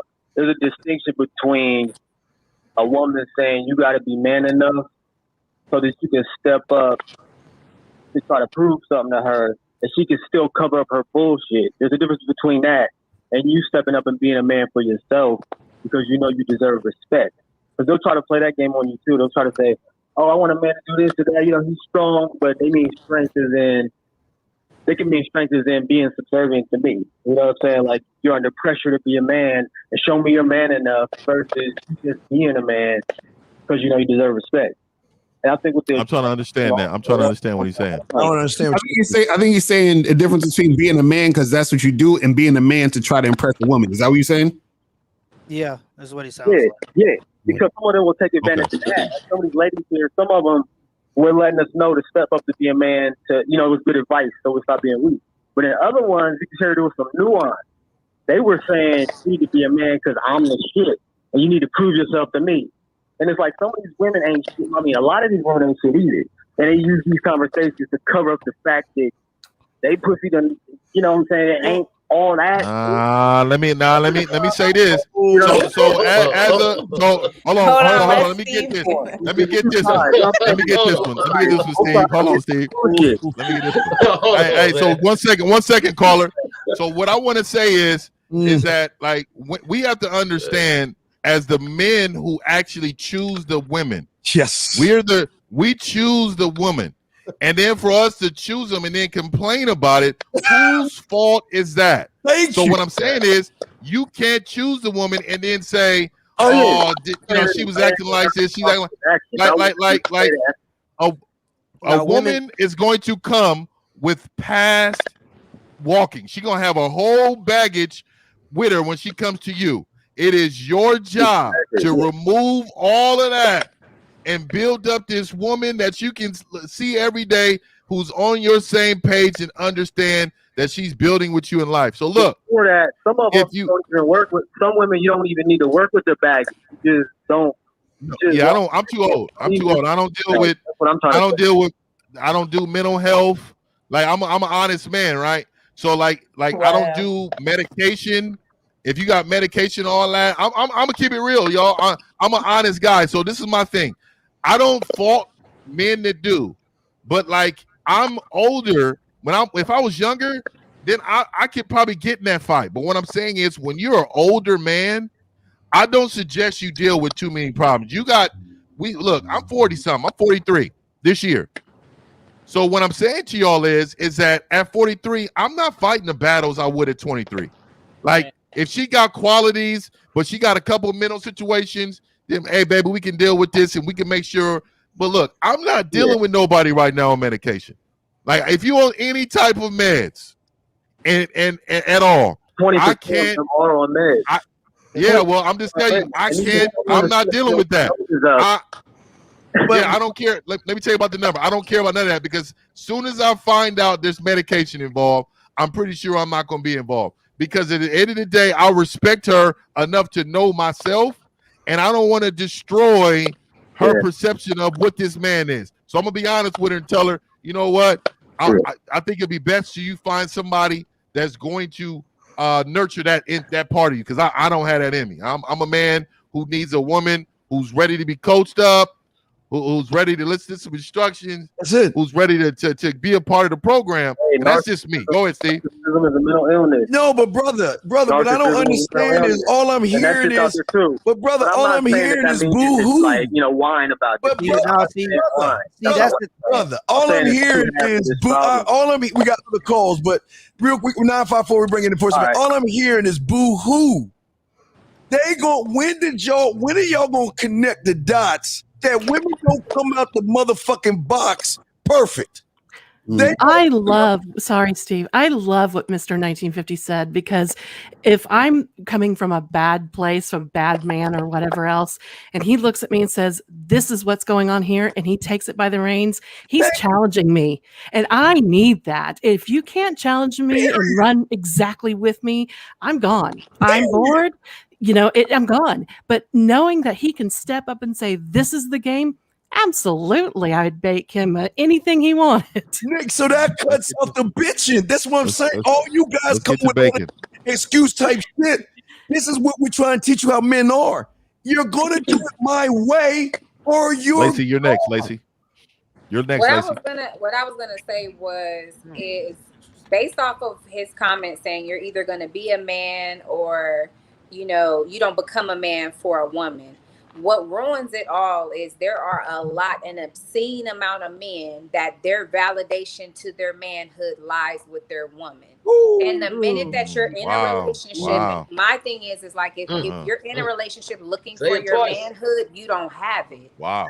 And if she, I'm about to mark this down. If she has a backbone of any kind, that's the type of woman that's going to run over you. Because if you come and you're always looking for that validation and looking for that validation and looking for that validation, you looking for something you don't already possess, but you want her to behave as if you got it.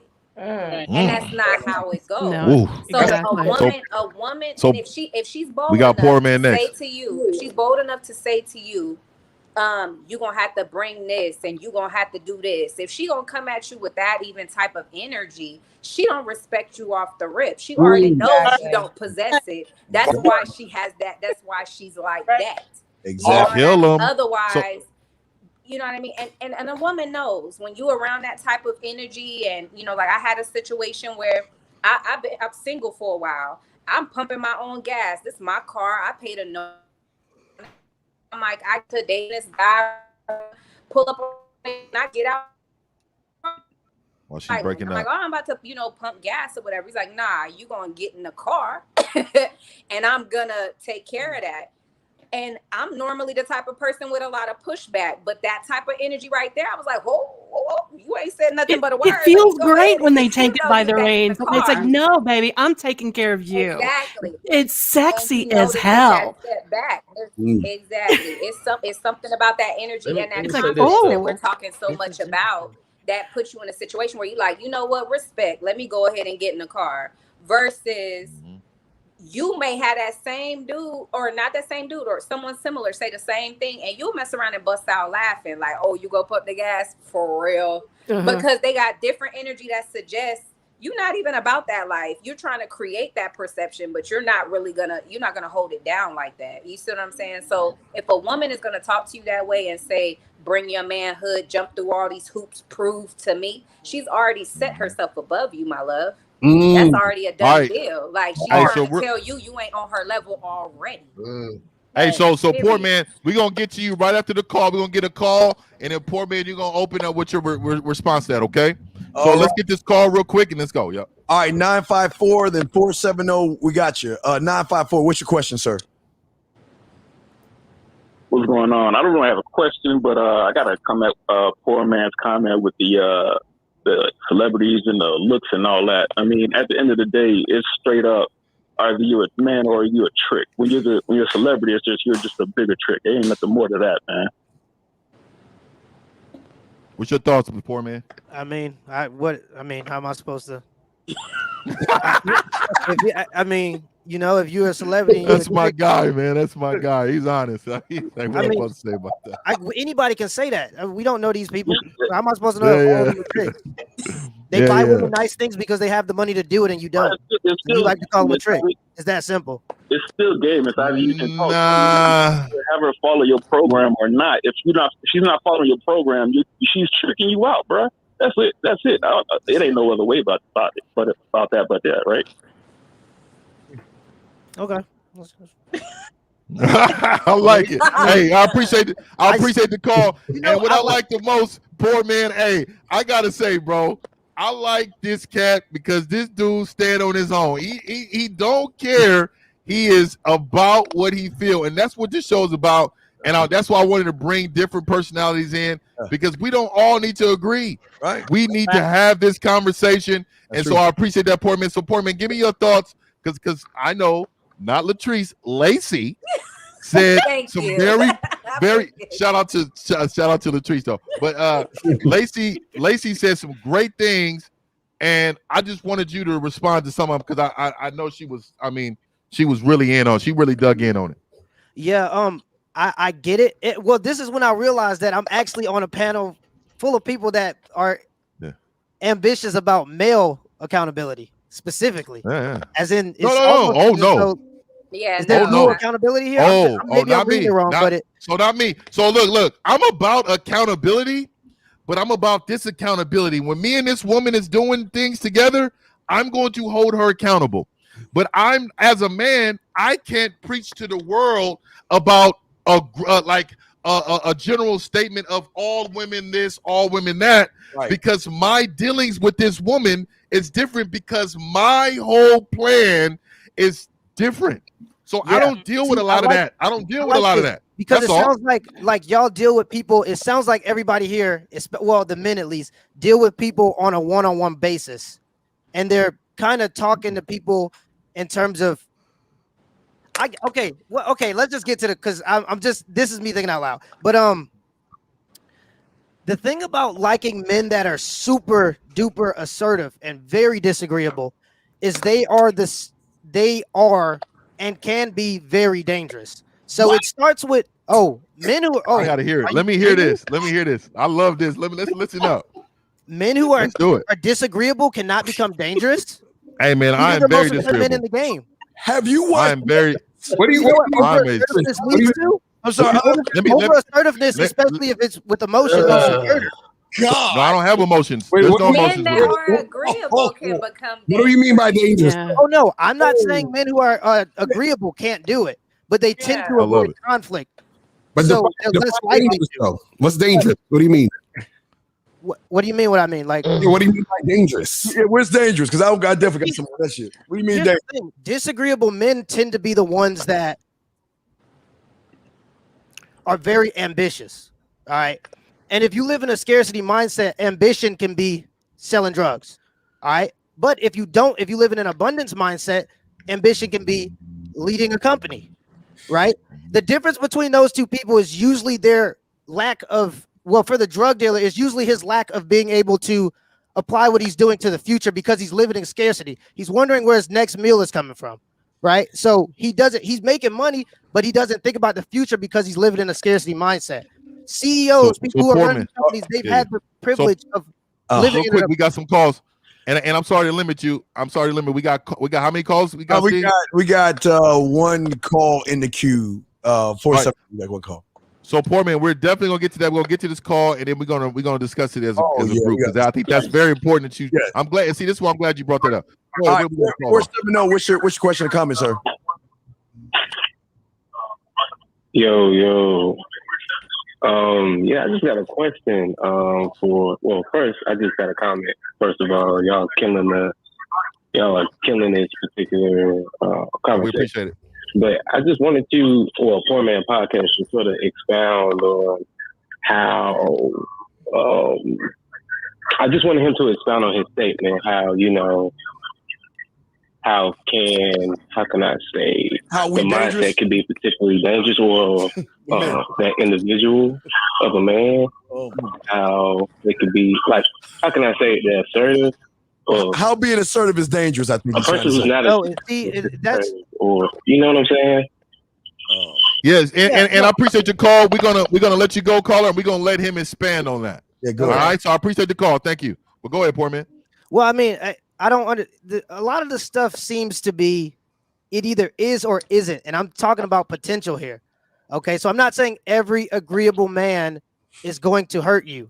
I am saying that men who are overly aggressive and agreeable are the ones that are more likely to be abusive. I don't understand how that's even a concept that is hard to take in. Well, I mean, let me if I want you to do something so and I'm also physically aggressive and you don't do it, that can easily turn to violence. So I would say women, most men that are mentally ill. See, we forget mentally ill men. We're gonna put them aside. But then the other men that have a hard time with losing the woman because they don't have enough confidence in themselves to move on, and they lose control of the situation, or they're desperate. There's several ways. If their mind is not right, they're going to become to be certain things. That doesn't mean, I don't think you can say disagreeable, because I'm very aggressive, but I'm aggressive in my beliefs, but I'm not like any woman I've ever been with. Like I always say, I've never cussed, I've never disrespected her in any way, I've never called her to any names. Any woman, any one of my exes will always tell you the same thing. I have never been on that level to do that because I'm always in control of my emotions. Exactly, but that's the difference. Some men are not. No, but you can still be disagreeable and not in control of your emotions. Okay, but you're talking about males. You're not talking about a man, because a man walks away. I can give you this lady right there that rejected a guy. She got shot. I can give you this other lady that rejected a guy and she got punched in the face. I can go down the list of that. See, the thing that you're doing is you're trying to lump men and males in together. A man can't do that. That's walks separate. the fuck away. We are not dangerous because we don't give a fuck about women that much to even care if they reject us. We walk. I'll leave. And if you look at Netflix and all them crazy ass killers, they got the same makeup that most of them motherfuckers across the street. Again, I gotta go across the street. That guys have no game. They complain about women. They mad. They rage. They come up with names, gimmicks, and all that goofy shit. They're the ones women are afraid of. Women can't even reject a guy nowadays without worrying about if she's going to get retaliation. Exactly. Because men express aggression through physical violence. So yes, men are not all the time. Not all the time. I'm talking generally speaking. Men display aggression through physical violence. Women display aggression through manipulation. I would have to disagree. Just said that women manipulate men because that, or was it Lucario? Because that's how they get through the world. That's how they display aggression. What do we do? I mean, I'm not, so my thing is this though. I'm not saying that we already talked to. But aggression is. Let's go back to the beginning of the show. Go ahead. I'm just saying, let's go back to the beginning of the show. But one of the first things said was that when you're looking at and knowing that a guy is weak, and the ladies mentioned all this different stuff, and one of the things they mentioned was that a guy that is not disciplined and can't control himself and things like that. So we're not talking about a man that is standing on his square, moving the way he wants to move, focused with his life plan, and having somebody come along with that. We're talking about a guy that is weak mentally, that is going to turn around and then physically assault somebody because he's not getting his way. He's throwing that tantrum, right? Basically, that's what we're saying. He's not getting his way. He's throwing his tantrum. So he's an off-balanced individual. And so any goal of a man, they know, is to improve themselves and improve those who are around them as they move forward to whatever their goals are. So that dude you're talking about, which does exist, but is very a weak person, and I'm not considering him amongst this what we're talking about. See, but no, y'all. Here's the thing, y'all. It seems like I am just giving a warning to women. I'm not saying that disagreeable men cannot be aggressive. I'm not saying that. I'm saying agreeable men can also be aggressive. Both of them can be aggressive, yes. So if you get rejected and if you're an over-aggressive man, you may go back. But if you're a very you said that men would usually use violence, as in like a physical violence, and women use manipulation. Men are more likely to use violence, yes, than women. I don't agree with that. Easily. Are you? That's part of woman. That's part of. But that's a mental thing, just like you just said it, but that's a mental thing. I don't think all men already goes to their first reaction is violence. If you don't have the mental capacity to reflect on what's going on, then you're not handling the situation properly.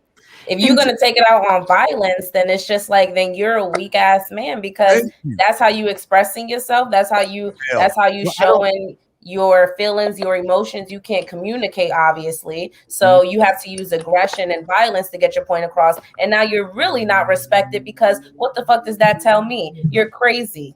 See, goodbye. That's interesting, because historically speaking, that's how we got almost everything done. But now we're bringing up, we were historically speaking. Yeah, because I'm speaking in general. See, the thing is, y'all are talking about overly, and this is why I'm so a little bit passionate about it. It's because y'all are talking about men and saying that you should look for these traits in men. And I'm just saying, yes, those are great traits for men, but beware of the ones that are too much like that. Well, we can't save everybody. Everybody can't be saved. See, I think, wait, hold on. So basically what you're saying is a warning. That's all it is. No, but so basically what you're saying, because I think this is what's happening. You're equating a man who is aggressive and assertive as someone who is most likely to also be violent because of being aggressive and assertive. What we're saying is that that's not true. A man could be aggressive and assertive, right? And be non-violent, be cool as hell, be chill as shit. And you know what I'm saying? You understand what I'm saying? Yeah, So no, I'm agreeing with you. Right. That's the thing. Like y'all don't understand. So you're just saying that they exist. I'm saying they they coexist. exist and they are very well out there, and they are the best manipulators, actually. No. So there are a lot of women that are in abusive relationships because they wanted overly aggressive, very demanding men. And I'm not saying that that it's that's afraid bad. of them. I'm Like saying it's that you different. gotta It's be different wary to have of a it if you're woman. It's that simple. It's different to have a woman afraid of you. See, and that's that We're that not that talking happens. about We Ike Turner understand right now. Yeah, we're not talking about that. We're not talking about Ike. it in general. Like I consider myself very aggressive because I have a lot of confidence. I will literally go talk to 5 women if they're right there. Like, oh, hey, how y'all doing? What's going on? And individually talk to them. I'm not afraid of that because I know that I have something that a lot of men don't, right? And that's confidence. I'm coming, and sometimes I don't even care about getting the numbers. I'm not here for that. I'm here to have a good time. So you know what? I'm just here to have grown-up adult conversation between male and women. And my thing is that I'm about 6'2", 150, 160 pounds. And let me tell you something. I got a big beard with a deep voice. I understand that I can be intimidating sometimes. So I try to make sure I cool people off with my presence. I go and speak very good to them. I can articulate well. You know what I mean? So what I'm saying is I try to kill the stigma of all this nonsense that people have of perception. So a lot of what you're saying is perception. Like that's just perception of being aggressive. I just feel like why do they matter? Because there's so many reasons. There's so many on the flip side. There's a lot of women who are just as mentally crazy, just as manipulative that way too. So me bringing that up will have nothing to do with. It's like, okay, they coexist, and we're not. So you just wanted that. So you just wanted us to acknowledge that they coexist. Yes, we know there are some bitch ass niggas out here. We get it. But see, here's the thing: is if we're looking at some of the statistics that's going on, those men are very active, and those are the women, or those are the men a lot of women are choosing. I mean, in terms of if we're looking at what is it, 78% of men that don't want to take care of their kids. That means somebody's not making the right choices. And it's probably because they have a bad radar. I'm just saying be wary of those men that don't want to take care of their children because they're overly aggressive and they will abuse you. Well, not taking care of their kids is different. Some of the characteristics So we got calls blowing up. I don't mean to cut everybody off, but we definitely want to get the involvement of other people. So let's get the calls. Let's get some of these calls, and then we go right back to the conversation. We got 4 to 6 Poor minutes. man want to start shit.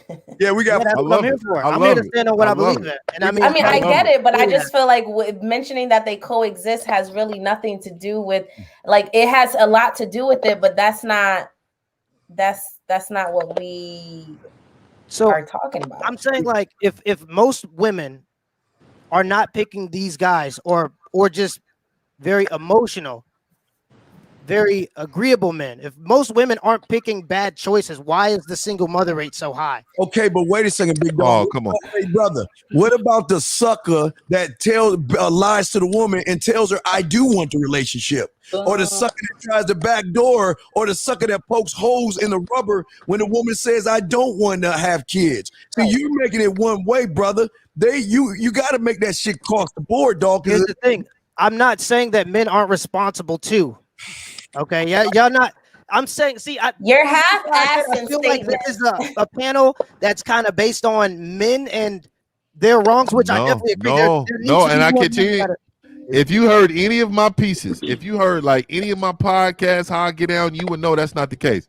I'm a very balanced individual with accountability, but my thing is, like I don't try to convince. Like men already know what the negatives are. Right? They already know certain types of women. They already know how women do this or how women do that, right? They know these things.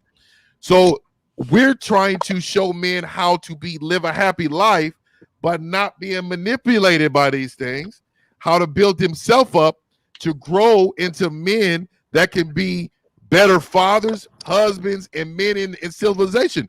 If we sit in a corner and complain, what do they call them in the club? What do they say? What do they say? Agree. Wallflowers or whatever. Like there's men that go in the club and we dance and interact with women, and then there's men that stay on the wall and dance with their homies in the corner. Complaining. Those men complaining. We got calls though, so poor men. Okay. We gonna get these calls. I like this. We going on. Oh yeah, I ain't even. Nine, It's gonna be all night. I'm here all night. I like this. Okay. 469-614-480 and then 914. 469, you're up, sir. Then 614-480-914. Go ahead, 469.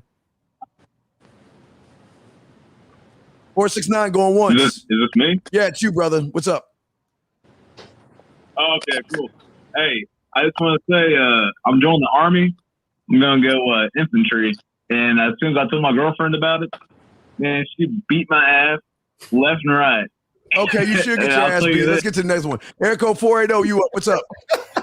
Wow. That's why he going to the Army now. He should be getting his ass whipped. 480, what's up? He needs a man boot camp. Go ahead. Yeah, I had a question from Mr. 1950. Let's go with it. You from Los Angeles, right? Nah, I'm from the Bay, man. Oh, the Bay. Okay. Now, Yep. Growing up, have you ever had any problems with I don't know what you're into as far as women, as far as other races.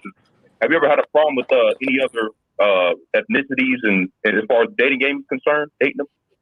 Nah, man, I've been pretty fruitful, man. Like I said, I've been blessed, man. I would say the whole spectrum of nationalities I done had a part in. I've been appreciated by all nationalities. Okay. All right. Is that it for what about you, Lucario? Wait, what's the question again? Have you had a problem with women? Have you had problems with women, dog? Nah, they're all the same, bro. They're all pink on the inside. You feel me? So it's fine. That's it. That was terrible.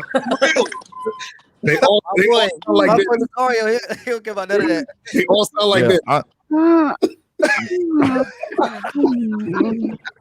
All the same shit. That's it. I can't, like, I think we gotta all understand that, yeah, there are gonna be times when people can be difficult, but that doesn't mean they're a problem. That just means that, hey, if she doesn't listen, then she's not for me. Like, that's okay though. And I'm all right with that. And that doesn't mean that she's a problem. That means she's just not for me. Just like one of the biggest thing I have a problem with is men always talking about receipts and show me this and show me that. As a man, I don't believe as a man you should ever ask another man for receipts. Like, they be like, oh, you get women, let me see your woman. Show me your woman. What type of bitch ass man is going to show, look, this is the woman that I love. This is the woman that takes care of the things I need her, and it's hard for me because a lot of you men are going for group validation. Like I always try to tell kids, like, take care of your own GPA because they don't give group scholarships. So just like relationships, unless you're into it, there won't be a group relationship, right? But if you're not, you as a man need to know that, hey, pick the woman that you want. At the end of the day, when she's 65 years old, 70 years old, hey, how beautiful is she going to be if she don't take care of herself? I don't care how she looked when she was 20. If you a man and you have her maintain herself, then this is the type of woman you're going to receive at that age. Go ahead, brother. We got two. Yeah, I got two other calls. 914, you're up, then 412. 914, what's your question? What's up, fellas? Hey, ladies. I have a question for the ladies too. And what up, Steve? I had called you before. Ladies, I think one of them, Lacey was talking about this too. She mentioned about how a man can talk his way out of the pussy. But my thing is that though, what if you like the man, and the man is saying stuff that could be a little. Sometimes too, when a guy like you, he kind of nervous, and he says some shit that's kind of weak. But wouldn't the lady who likes you have a high interest pick up the slack? Because let's be honest, if a guy would have, the guy want to fuck. Nervous. So most guys are not going to come out and say that. Wait, what? But my thing with the ladies, when the ladies feel like you could talk. But my question is, so how can a guy talk to We'll get to Lacey. We'll let Lacey answer that. already like that? But you said Let's let Lacey answer that. Hold on, real quick, Steve. He asked Lacey. Let's let Lacey I answer didn't that. hear the last part if he was saying more, but honestly, Go ahead. listen, I'm just gonna give it to you straight. If you got an ounce of nerves and it shows, 9 times out of 10, she gonna throw it away. Thank you. She's gonna throw it away. And it depends on the type of woman that she is, of course, because there are women who are also shy and so on and so forth. So that might appeal to them. But if you're talking about, I'm just gonna use this as an example. Like if you're talking about a woman who sees herself as an alpha, you coming up to her nervous is not something she's going to have much respect for. She's gonna look at it as thank you, a form of weakness. It means that you already have deemed yourself unworthy. And you're carrying that energy.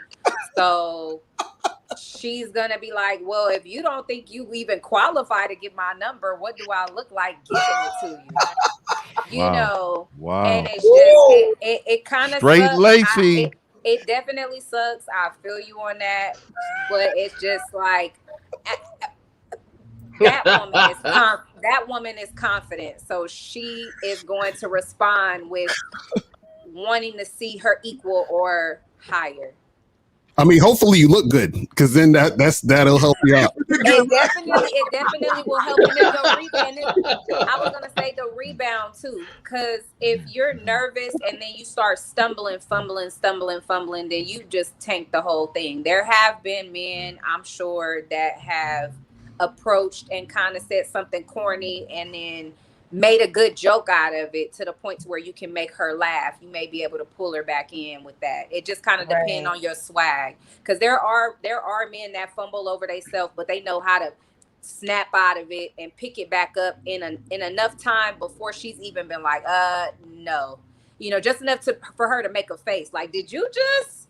And by the time she's processing it, you already got her laughing and screaming and tickled. You know what I mean? And by that point, she's forgotten all about it. It just depends on how well you are bouncing back from the fall too. Because you can do something corny and then y'all both realize it's corny. If you got a nice little joke to stumble off of that with, and she's giggling so hard by the time she catch her breath, she ain't worried about that little fumble. But when you fumble, then you knock a drink over, then you bumping into people, you like, oh, hell no. Get the fuck out. All right. Left. Don't come back. Just go. You know what I mean? It depends on how it happens. Yeah, Steve, one more thing too. Steve, one more thing too. Yo, to that cat 950, right? He was saying like whatever 1950. He was saying that if a man asks another man his receipt. Now, the reason why most guys will say that, I'm gonna give you an example, right? I know these cats in the gym that I used to talk real tough, how they get bitches, this and that. Why went out with them one time? My nigga, I seen that type of bitches they were getting. I'm like, get the fuck out of here. I'm like, I wouldn't even dare to fuck these bitches. My thing is that. What I'm saying to you is, again, and I'm gonna say this to you, but when you went with them, you asked them a specific question, and I don't really like to use that around the ladies, but when they say, hey man, I get plenty of women, they never tell you they get women that you like. Exactly. He just said, hey man, I get a lot of women. No, it's not about that. No, the way they be talking though. No, the way they be talking though, because a lot of they talking because they like the women they got. Some of these women, they're not even really into. They're not what? So what? I don't see a receipt because anybody could tell you anything. No, but why do you care? Why do you care about another man's? Call it the point. You asking them about they women. They like the women they getting. You're not the one getting the women though. So they got women they like, but you're not getting the women you like. But listen, I want to teach. Or are they looking for validation? Because then that's right. Exactly. And call exactly. I'm gonna teach you how to listeners. This is how you approach a woman. You go like this. Hi, how you doing? You think I give a fuck about how you doing? Try that shit over here. I know, right? Voice sound so it can tell me how the fuck to get at you. That's how you talk to a woman. You know what I'm saying? We got 2 calls left. We got to reset. We got 2 calls. All right, let's get the next call. Look at the next caller. 914. All right, 412, you're up. Then 347. 412, what's up, brother? Hey, Steve, this is Sushi. Do you guys answer the game questions tonight, or should I call some other time? Sushi, we got women on the panel. Go talk to the women. Sushi, talk to the women. Man, what does he want, dude? If it's playing game, we ain't playing games today, All man. right, we gonna move on, Sushi. If you ain't gonna We'll ask, move on, man. We ain't got time for that. He out of there. Get out of there. All right, let's get to 347, then 470. Lines are blowing up. 347, you're up, then 470. 347, what's up? All right, 347 going once, 347 going twice. Hello, all right, let's get yeah. to area code 470. You're up. 470, what's your question? All right, yo. So I have a particular question. So, how do you feel about dating outside your race? Well, a woman is a woman. Because I feel like most guys, you know, we like to explore our options. Like it's like going to a restaurant. We like to see the appetizers. Yeah, what's your question? Because I just said women are women. It don't matter what race they are. Wait, I get it, but you know, wait. Time out. Let me show you something for a So second. you care about what another man thinks? Every lady, listen. Let me ask the ladies on the panel. After hearing his voice, tell me. Every lady on You here. ain't racist. No, I'm gonna just be real. I'm showing y'all motherfuckers that y'all ain't shit. Y'all weak as fuck, ladies. I'm gonna shut the fuck up. Ladies, be honest. Honestly, you calling about asking about that. I just feel like who cares what somebody thinks about who you're interested, who you're attracted to. If she's Asian, black, yellow, brown, it doesn't fucking matter. If that's somebody you're interested in, that should just be it. Dude, Yeah, I think what men struggle with, right now is a lot of talking points. Oh no, you next, poor man. I'm gonna say something real quick. What his problem is that I think a lot of talking points is being about black women nowadays, right? So because of that, the talking points, and they follow these YouTube dudes that's always talking about a certain type of black woman or this, that, and the other, that they have an opinion in their head, thinking, okay, so maybe I need to talk to other women. Let me tell you something. Every single nationality has women that's not going to be for you. Mm-hmm. So for you to just exclude just black women or just Asian women or just white, like, then you're fooling yourself. Like a lot of times, men, y'all need to understand, you're taking away about 95% of women you can actually talk to if you listen to YouTube content creators. Because they're going to tell you not to date. They're going to tell you, don't date no single moms. Oh, don't talk to them because they this, that, and the other. Oh, don't talk to them. Oh, black women, they act like this. Oh, don't talk to them. Oh, you know what? Wait for a woman to talk to you because you're the prize. We're the prize, but wait for them to talk to you because they need to know that you're the prize. Like, okay, so we're the prize, but okay, so they don't want us to hunt anymore. Our natural instinct is to hunt and to go out and go approach the woman, but now they don't want us to do that no more. So all I'm saying is, bro, I think for future goals, man, whatever you like, you like. That's why I was saying earlier, when a man says he has women, I believe him because he has the women that he wants. I don't need to ask, let me see the picture. I don't care about the picture. Hey, bro, okay, you doing your thing. Have a great life with that. The guys who needs to see, they envious because in their own life, they don't have a plethora of choices. So you get mad at another man with choices. And then you try to beat them up and say, oh, she ain't this. Oh, she ain't that. And then you get mad when a man like me pointed out. Look, I'm proud of any man to get a woman. All right, we got 347 and 778. 347, what's your question in 778? 347.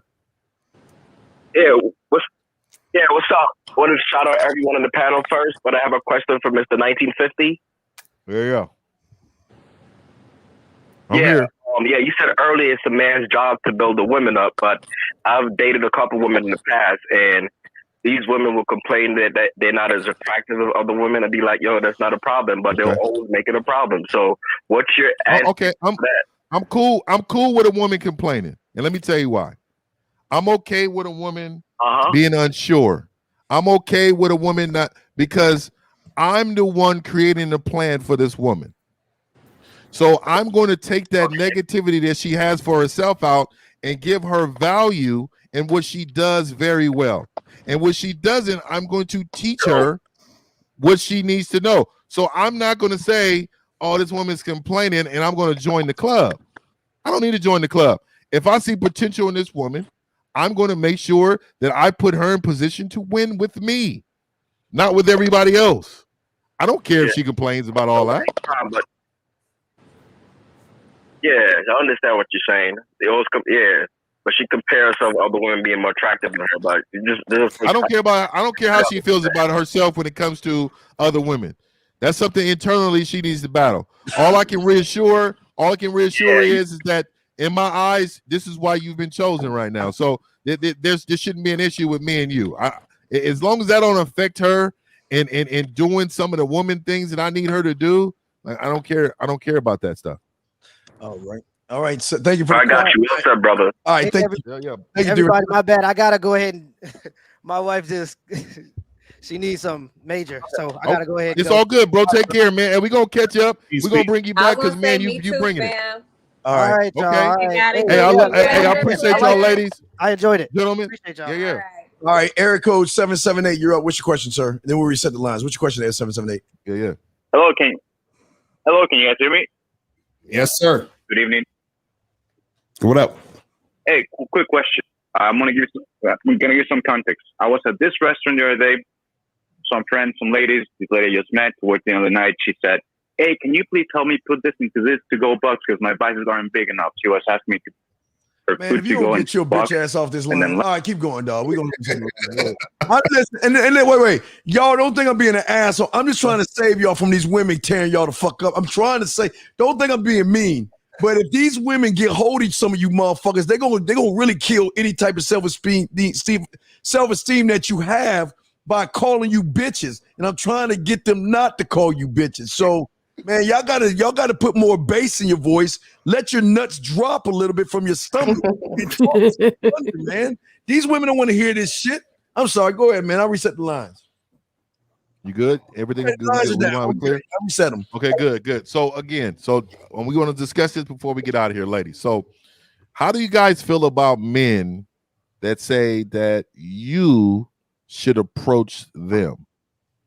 That's not a man. A man that knows his truest value knows that when he speaks, the attention is on him and he commands that. And if he gets a no from me when he speaks, he knows that he's walking away with his value and he's not going to feel bad about that no, because at the numbers of women to men, there are more women than there are men.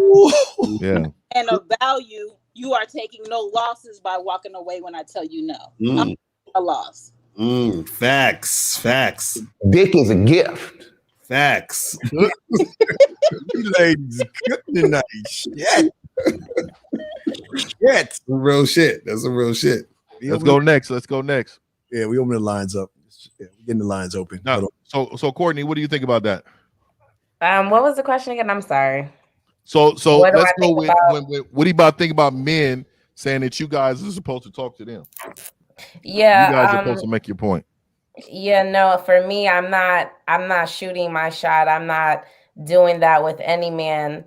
Because I feel like we kind of talked a little bit about this the last time. But again, if I'm attracted to a man and we in the same space, I may hint that I may want him to come over and talk to me, but I'm not gonna go over there and initiate any kind of conversation because you're supposed to come to me, If you're attracted to me, you come to me, you say something to me. I'm not doing that. And like you said, Shan, if my no hurts your feelings, then you just right.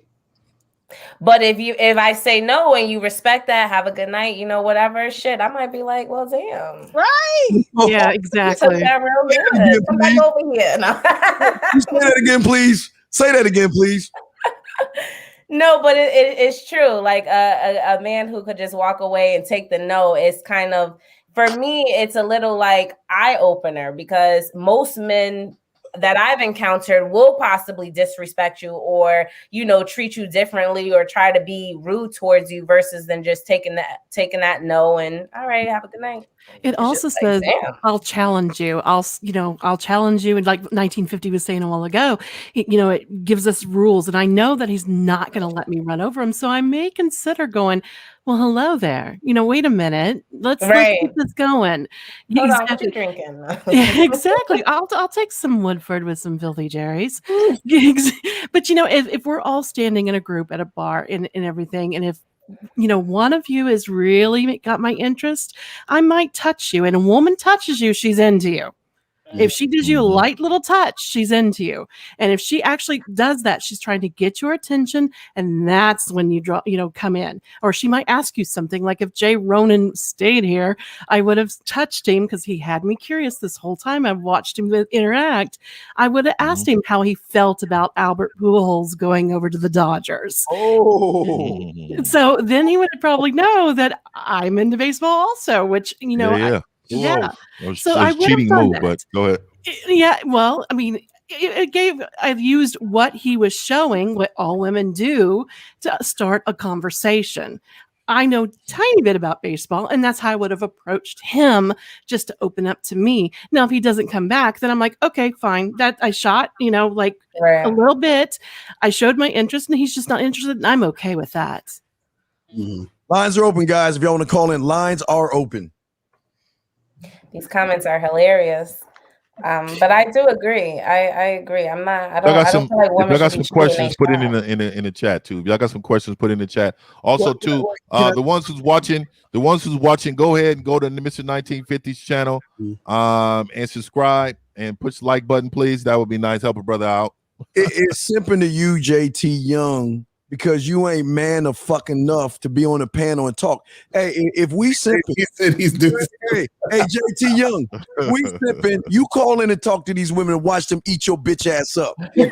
Well, and this is what it is, and this is what it. Go ahead, Lucario. You got it, Lucario. You said I want JT to call up, but you know what the problem is? Dudes not the word JT.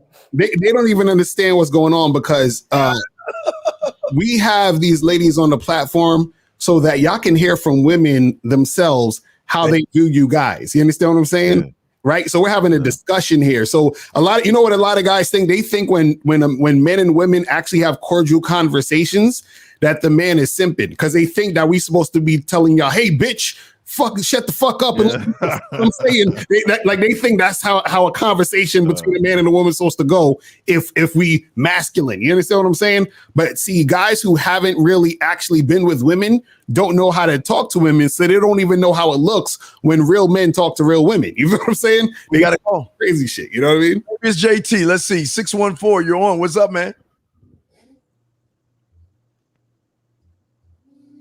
Oh, points. Yeah, that was a tough loss, man. Yeah, you're right, Warrior. There you go. He nutted the fuck up and got scared. But why is his name JT? I'm just stuck on it. Hold on, I got actually some exclusive audio of JT right here. I don't know what to do. Oh my God, baby, for help me. I can't believe this shit. That sounds like a gentleman that's in his mama's basement with a Vaseline and a sock. And he wrote his name on the orange juice, too. Exactly. I gotta JT. I can't even do shit right here. And you know that, man. Why are you doing me like this, man? Everything I do is a fucking problem, G. And I'm sitting here telling you I don't have nobody, man. I'm going through a lot too, G. All I know is you. And you really trying to hurt my heart, G. There you go. Hey. Hey, man. So this is what it is. I'm gonna close this out in just a second, but what I wanted to say, most to the men, I know we got a lot of people watching. Oh, hey, poor man back. Hey, so to the men, a lot of you guys are watching. I think we overutilize that word simp, right? Right. Because I think men don't understand that if you look at any of our videos on this panel, what do we preach? Leadership, taking control of your own life, not spending all this money, don't lead with money. I mean, I don't understand. how could you get simp from any of that language? You get what I'm saying? Right. So it's kind of like what Lucario was saying. I think they want us to be on here as a check session Right. for women. And I think because we don't carry ourselves like a lot of men that maybe they're around that yell and scream at women because they can't articulate themselves in a way that women can value them, then they get upset. Then they want to high five. You know, they came on here. They came on here to really, and this is why I wanted to put on this show, right? I wanted to put on this show because I wanted women to be able to be honest about the same things we tell you men. Like they're telling you, you guys are creepy when you do certain things. You guys lead with pocketbooks, and they're gonna take advantage of those pocketbooks. They're anklets, right? And then at the end of the day, I like the fact that it's a different display of men. I'm different than Steve. Steve's different than Lucario. Lucario's different than Poor Man. And then all of us, we have different opinions. Now, Poor Man had an opinion that we disagree with, but coming to find out, he understands both values. He just believes that one needs to have some play in it. I definitely want to get his opinion about what he was saying earlier to kind of get that off because we have phone calls. Then he had to go. So talk to me a little bit about your philosophy on that situation we was Well, talking see, about. I gotta see another. This is another pushback because yes, they did say, you know, confidence matters, but they also said looks matter. You know, they did say that. Then they said, y'all saying don't leave with your pocket or your purse, but then you or your wallet, whatever. But then you also say like, don't. You're supposed to add value to the woman outside of what her fingers can do. You know what I mean? Add values has nothing to do with money. No, yeah, no, not all the time. Not all the No, time. I don't lead with money. There Let me tell you you. go. There you go The again. inclusion. It's like you want to include. It's all under the same umbrella, but that's not what values the woman. Like because money doesn't value the woman. Having money doesn't value. So if you a broke man, like one of the fellas up here was saying on the panel, when he was younger, he didn't have the money, but he still attracted the girls by, you know, maybe his game and how he approached them. So money wasn't a factor. I mean, I don't know if you're talking about like city girl mentality type of females, maybe that, but like I don't think you can get far with that.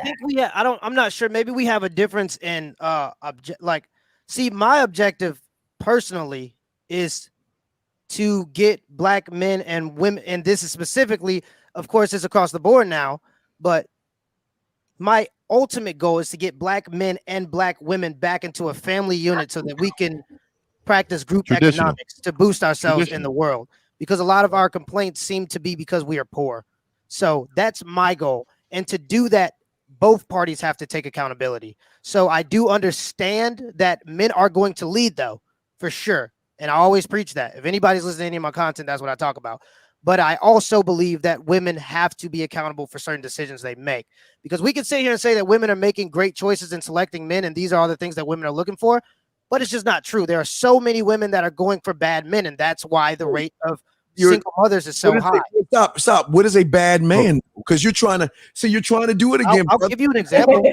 Look, you're trying to do that pill shit by generalizing shit. So what is a bad man? Well, that's what we're here for. What we're here for. Because I'm a bad man. I want to hear it. I want to hear what he said. I want to hear what he said. But what is a bad man? A bad man is a man that doesn't want to take care of his children, leading to a 78% rate of children out of wedlock.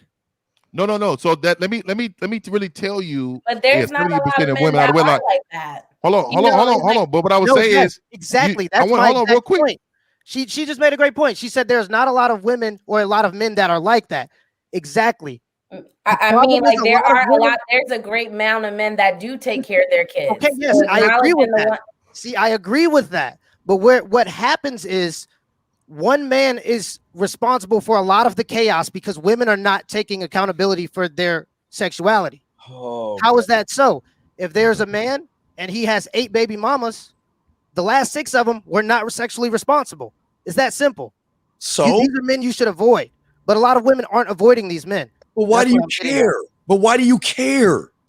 Oh, because I said my ultimate goal is to bring black people together. You can't save everybody. You can't save everybody. But I would say this to the brother, right? Because I understand it. I think me and you are on the same page when it comes to that, right? Because I'm a traditional man. I believe in traditional values, family, and stuff like that. So I will tell you this too. We have to understand too what we're up against in a lot of different areas. One of them is that the percentages they're talking about on single women, that means single women not married to the father, but that doesn't mean father not in life. So they will not throw a number out there and say, okay, this is the percentage of the father actually in this woman's life to have these kids. I mean, to raise these kids. So what I'm saying to you is, what I try to focus on building the man to lead the farm, if you know what I mean, right?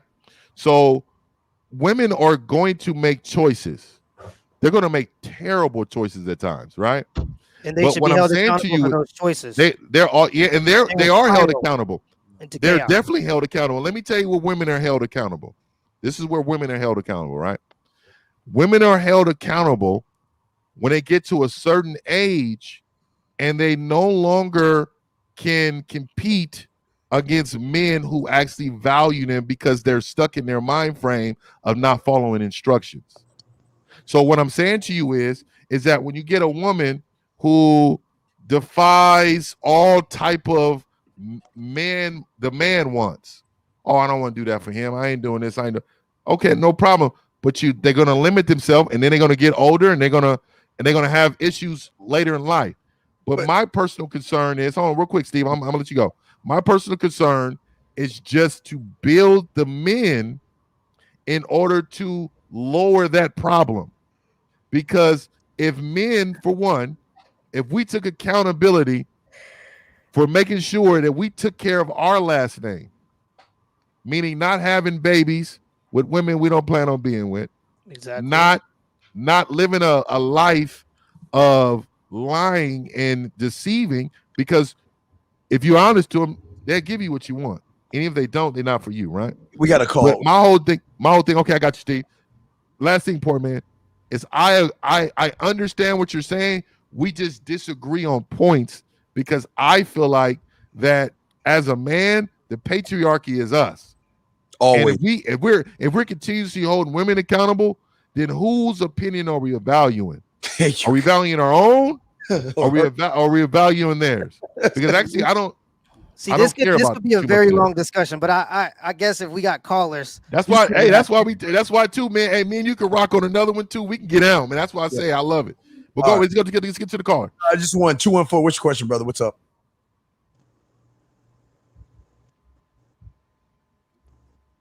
Wait, I'm sorry. Hello, and everyone else on the panel. How you guys doing, man? What's up? Yes. I'm good. Appreciate the call.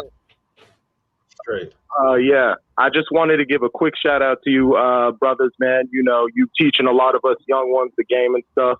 And I can tell you that from a personal perspective. I've been listening to you guys for a minute, and I've been invested in Locario and Steve's material and stuff. But I wanted to ask a very important question to hopefully open the eyes up of some new young men that are coming up, might have just discovered you guys. And I want to direct this question to the ladies specifically, and then I'll get off the line. But going back to this whole, like, you know, in the earlier parts of the conversation, you guys were kind of going back and forth about looks and money and status and all that other bullshit that men like to stand on today.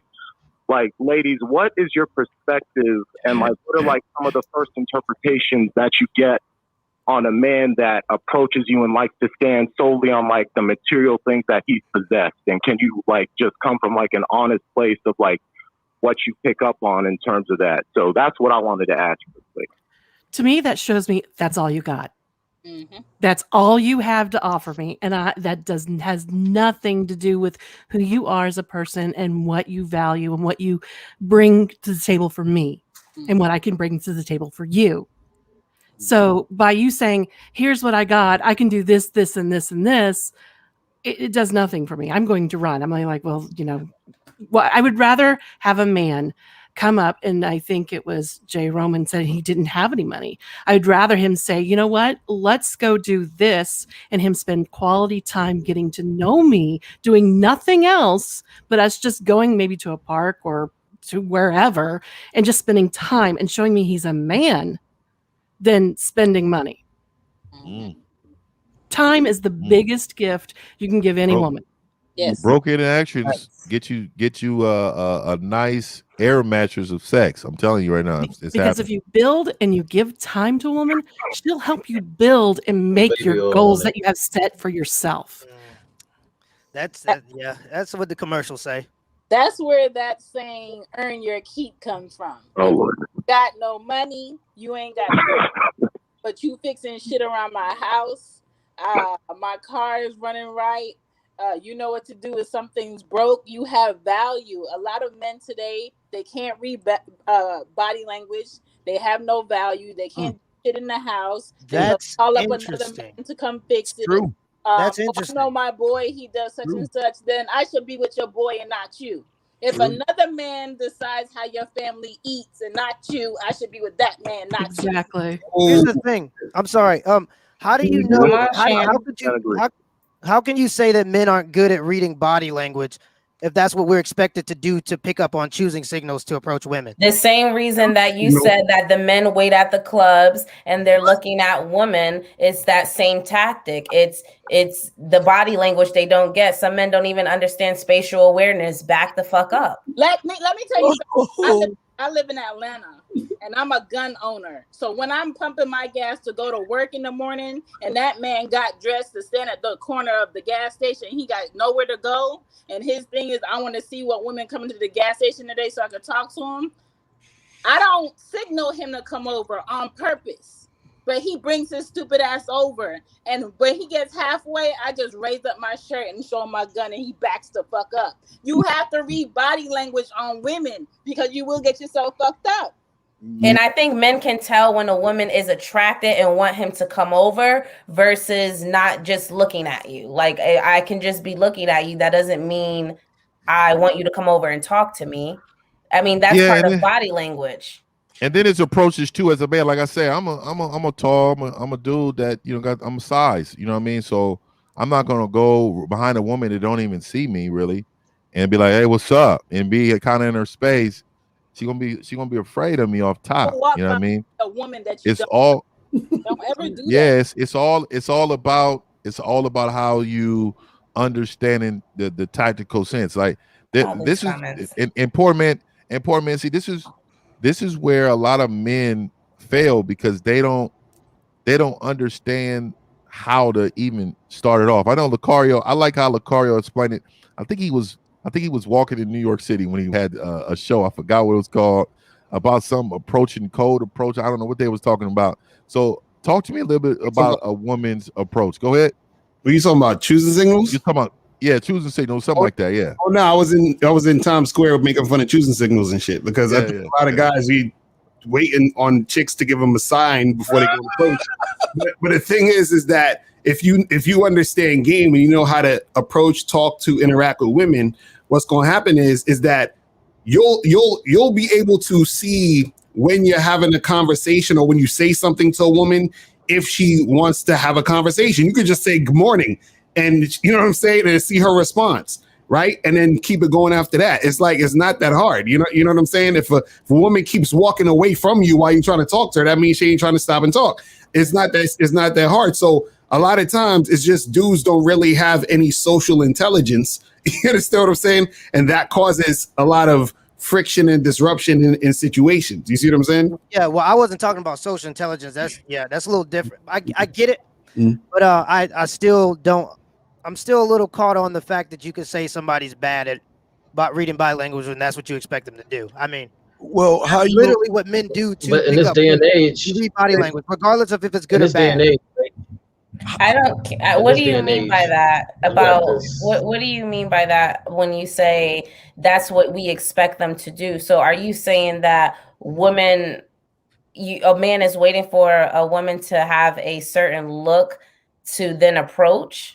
No, because even if I approach you and I say, hey, or good morning, or whatever it may be, you will give signals verbally or non-verbally, that you are interested in carrying this on.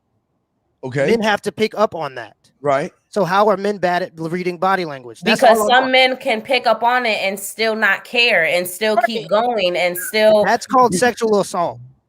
Like, Yes, literally, ma'am. by definition. That's sexual. I mean, what are we doing? Is that not? No, but what we're saying is that I'll just say this. In a swipe right and swipe left world, where some of that is already taken off the shelf, right? So you're on this dating app. You swipe right or left, whatever. I don't know which way it goes because I ain't on those. And you already know at some point she's a little bit interested, and you go on your date and whatever, right? So part of that experience of talking to the person, that face to face is not even there because we're relying on looks, right? They both come up, they both agreed and said, hey, we're interested in each other. So they got that all out the way, and now they're just sitting and drinking their coffee or whatever. So people haven't developed the skills sometimes that when you're approaching somebody to read the situation. Everybody ain't gonna be always great in every situation. I know somebody that got at somebody at a funeral, right?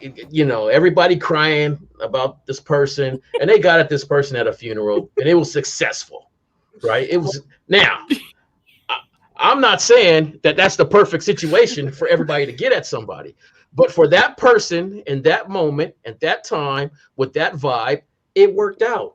So, people lack experience these days, and you can't make that up on any other technology, anything you do. This is just the experience of I didn't grow up, having all the game. I had to experience some things. I had to go in at the wrong time and get shot down and realize, oh, okay, you know what? I was a little bit wrong.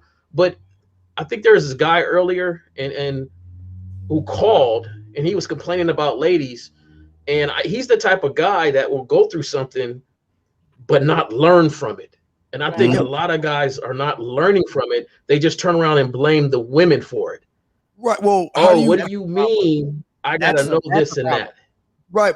Well, how do you learn body language if all you're doing is listening to other dudes bitch about women all day, or telling you what to do with your dick, or telling you that you're a high value man type bullshit, or telling you the female hypergamous nature female. This is why don't date single mothers, don't mess with this kind of woman. So how are they even learning anything about women when all you're doing is bitching about women on that other side? What are you learning? How can you read anything except reading that you're becoming more asexual every day? How do you read body language when you bitching on it? Not you, but I'm saying when they bitch all the time. The majority of motherfucking dudes bitch more than ever go out there and try to meet women. Yeah. So how do they learn body language? Right. That's not true. Oh, wait, you know what the manosphere is? Have you ever heard of the manosphere? Yeah, but that's not majority. That's not majority of men. Sorry. That's a very select few of men, and some of them are angry. Usually, the comments that you read are people that are angry. Right, and on a regular video of mine, on a video that does great, I'll get 40,000 views. The people in the comments are usually what people respond to, but that is not the majority of listeners. I may get 1,000 comments out of 40,000 views. Okay, so you take what you like and you leave what you don't. A lot of times that's how it goes, but you're looking at people that are so passionate and so hurt that they decide to go on something and comment on it. Hurt? Think about how many steps. Yeah. But wait. It's prey. It's eater. It's hunt or prey, brother. The game. See, you're. No. I'm just saying, young man. Listen, I'm trying to show you game because you young, brother. I'm older than you. I'm trying to tell you, it's either hunt or be hunted. These women don't give a fuck about weak men, and you better let they walk away. Because most women will hunt these motherfuckers down. They don't give a fuck about your feelings. Life doesn't care about you. The game doesn't care about you. So all this, I'm hurt and all this other shit. Fuck your feelings. See, but you got to understand, this is kind of the concept. I mean, you don't have to understand. I don't know why I'm here. You're not gonna listen. Yeah, go ahead, poor man. Yeah. The concept is this, okay? You start by being enraged because you don't understand human nature. You go to a video where people understand it and break it down to you, but then they also tell you that you have to be better. Now, some content creators are not telling men that they have to be better and accountable. That's where I'm at. That's where I'm at. And that's where I'm at. Because I think that's dangerous right there when they do that. That's egregious. right? But I'm not saying you do that. Yeah. Give these people a place where they can vent, and then tell them what they have to do to be better and avoid that situation in the future. That's my content. I'm speaking for myself. Y'all want to talk about, like, I don't know, whoever y'all want to talk about. Don't vent. That's feminine. That's what I'm saying. Why do they need to vent? Why do you? That's feminine. Are you saying that a man can't? What do you think men do when they go to the barbershop and have barbershop talk? No. This what I'm saying. I never vented about This that. what I'm saying. Like that. This what I'm saying. The point of the fact that they even It just sounds like they don't have no damn leadership in their life. Exactly. That's what I'm saying. The point of them having to vent, you understand what I'm saying? Within itself, that right there already is the problem. Because the thing is that they're saying that, oh, well, they'll go to this content creator who's going to tell them about the reality or the truth or whatever. Right. That's the problem right there. Why are you going to a content creator? You want to fix yourself. You need to do some spiritual guidance within yourself. Grab a book, write a journal. Like what you.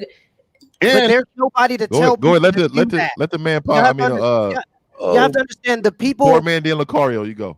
The people that I'm talking about are people that, like you're saying, yes, they may exhibit feminine traits, and that's why they got taken advantage of. That's what we're talking about here. We're talking about men that are easily able to get taken advantage of. That's what happens. They get mad and they want to know why. They come to Red Pill content, and if it's a good Red Pill content creator, he teaches them why it happened and how they can change so that doesn't happen. And usually what I do personally is I teach them things about accountability, be disagreeable, tell women you have a plan, go by your plan and avoid, like me and we've had these conversations before. So this is me personally. I understand y'all. I say this, let me ask you a question. Red Pill content creators. I'm explaining myself personally. Let me ask you a question with love. Why are you appealing not a fucking man? Because all that peel shit is fucking jargon bullshit that hold men back because they rather be a peel than a man. Why do you, that peel shit is made up. That shit is only 10 years old? Men don't use no fucking peels and shit. Why can't you move away from that bullshit and be a man? Say, fuck that peel, fuck all that goofy shit, and I'm going to show you how to be a man. Because if you're teaching them a peel, then you've already defeated the purpose and you've lost these motherfuckers. No, that's not how that works. I'm a red, I'm a green pill, I'm a blue pill. Man, you ain't a fucking man if you a peel. Why can't you be a man instead of a peel? Tell me. If men came and I just told them all of the problems are because of you, they wouldn't listen. And that's the problem right there. Exactly. That's Bingo. Bingo. But see, here's the thing. You think that I preach female, or some people believe that Red Pill content creators preach female accountability for the sake of men.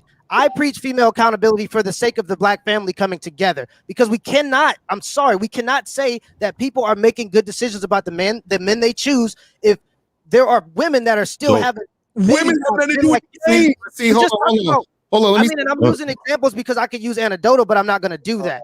Okay, we just talked about what Nick Cannon, didn't he just get another girl pregnant? Was it Nick Cannon? What does that got to do with you? But what I'm saying is those women made bad decisions. I'm trying to get Black women. How is that a bad decision, though? If the child is taken care of, then why is it a bad decision? And what makes it a bad decision? Because it's not the traditional monogamous relationship? In that particular example, it may not be as bad as of a decision because you mentioned it is a millionaire, but we're talking about people that are just living everyday lives. This is but not. These are people. People make mistakes. Have the baby mama thing comes from that concept. See, the whole problem is this: is that dudes. What happens is dudes fucked up, right? And then so they fucked up. They go to YouTube. Somebody says, hey, bro, it's okay you fucked up because it's not your fault. It's the women. And it's female nature. That's why you got into that situation. Instead of telling the guy he fucked up and he has to actually correct his view. That's what you do. No. But you said they want to vent. That's what I'm saying. The venting is enabling. The venting is the feminine. That's not. But here's the problem. That's where we're going to disagree, number one. And number two, I don't only talk about, I just said I don't only speak about females and what they do wrong for men. My channel is more diversifying because I approach women one-on-one and I tell them, don't, if you're in college, we got women that were, man, when I was in college, I'm gonna just tell a little piece. All right. When I was in college, I would wear ripped up shoes. All right. I was wearing ripped up DCs that I had worn and I ran through in high school. I would be the first one at practice and the last to leave, and I had a flip phone. And guess what the girls cared about? The shoes. Now, I don't care because at this time I was already dating my girlfriend. I mean, I was way gone. I wasn't even focused on women, but I noticed it. You're trying to go after men that have nice tennis shoes, but are asking me for a ride to Walmart. Because she can, because you're the one who's gonna do it. And I'm gonna tell you right now, there was one girl that I don't want to consider that person a weak, but a man that's getting rides from a girl to the next man's house, that's just what you're doing. She took advantage of you. Can I hold on real quick. Taking advantage of a man. Real quick. She's the one that's pregnant and she's left carrying the bag. That's what I'm warning women about. These women, like on my team, actually, poor man. The girl who won the first national title for the NJCAA. If you want to look up the name, you can. She got pregnant and her career was over because she dealt with and had nothing to offer. Why? I don't. So hold on, real quick, poor man. Well, poor man. Steve, hey, Steve, hold on, Steve. Hold on, Steve, poor man. So look, I want everybody in the comments to understand this. First, let me say this real quick, poor man. I want everybody in the comments to understand this. This is great dialogue. This is not black people hating each other.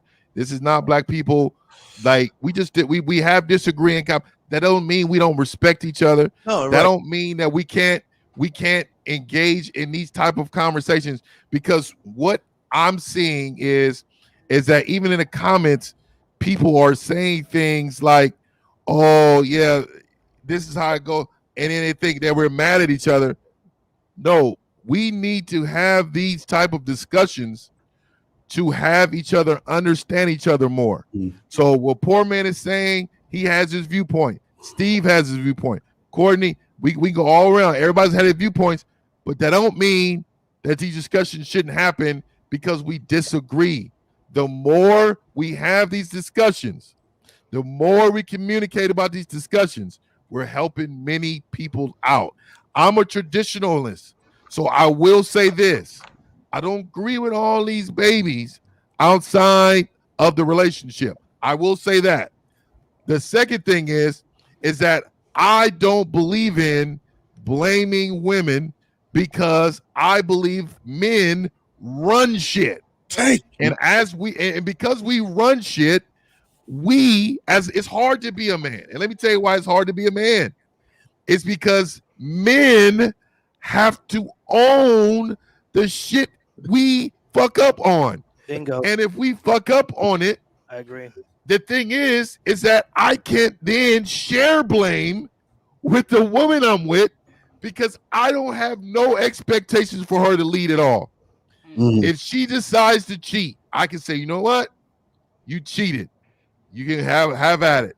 Now, am I going to blame her for breaking up the family? And yeah, she has blame in that. She understands. She's accountable. But as the man, I allowed this woman that I vetted, that I put in this position, so I got to take the fall. Big question for everybody. Everybody knows basketball analogies. There was a great coach named Doug Collins that coached a player named Michael Jordan. And he had Michael Jordan, and he had Scottie Pippen, and everybody knows that Doug Collins was a good coach. But they didn't win championships until the Z-Man came, right? The Zen Man. And when he came, his whole philosophy in regards of accountability and how things supposed to be ran, he brought them to another level. And what I mean by that is that men are say this, oh, well, those players on the team wasn't shit. I know Mike's cool, but he wasn't shit because, that's a good coach in Doug Collins. He wasn't performing right. Well, maybe the philosophy was different with this individual who changed the outcome of their success. So what I'm saying to you is that we can't complain about the past person in regards to what happened because you're the one making the decision, if you understand what I mean. Right. Well, we got three calls. Oh, I'm sorry. Go ahead. My bad. Yeah, we got calls? We got calls. 614 for the wait, 817-240. 614, what's your question or comment, sir?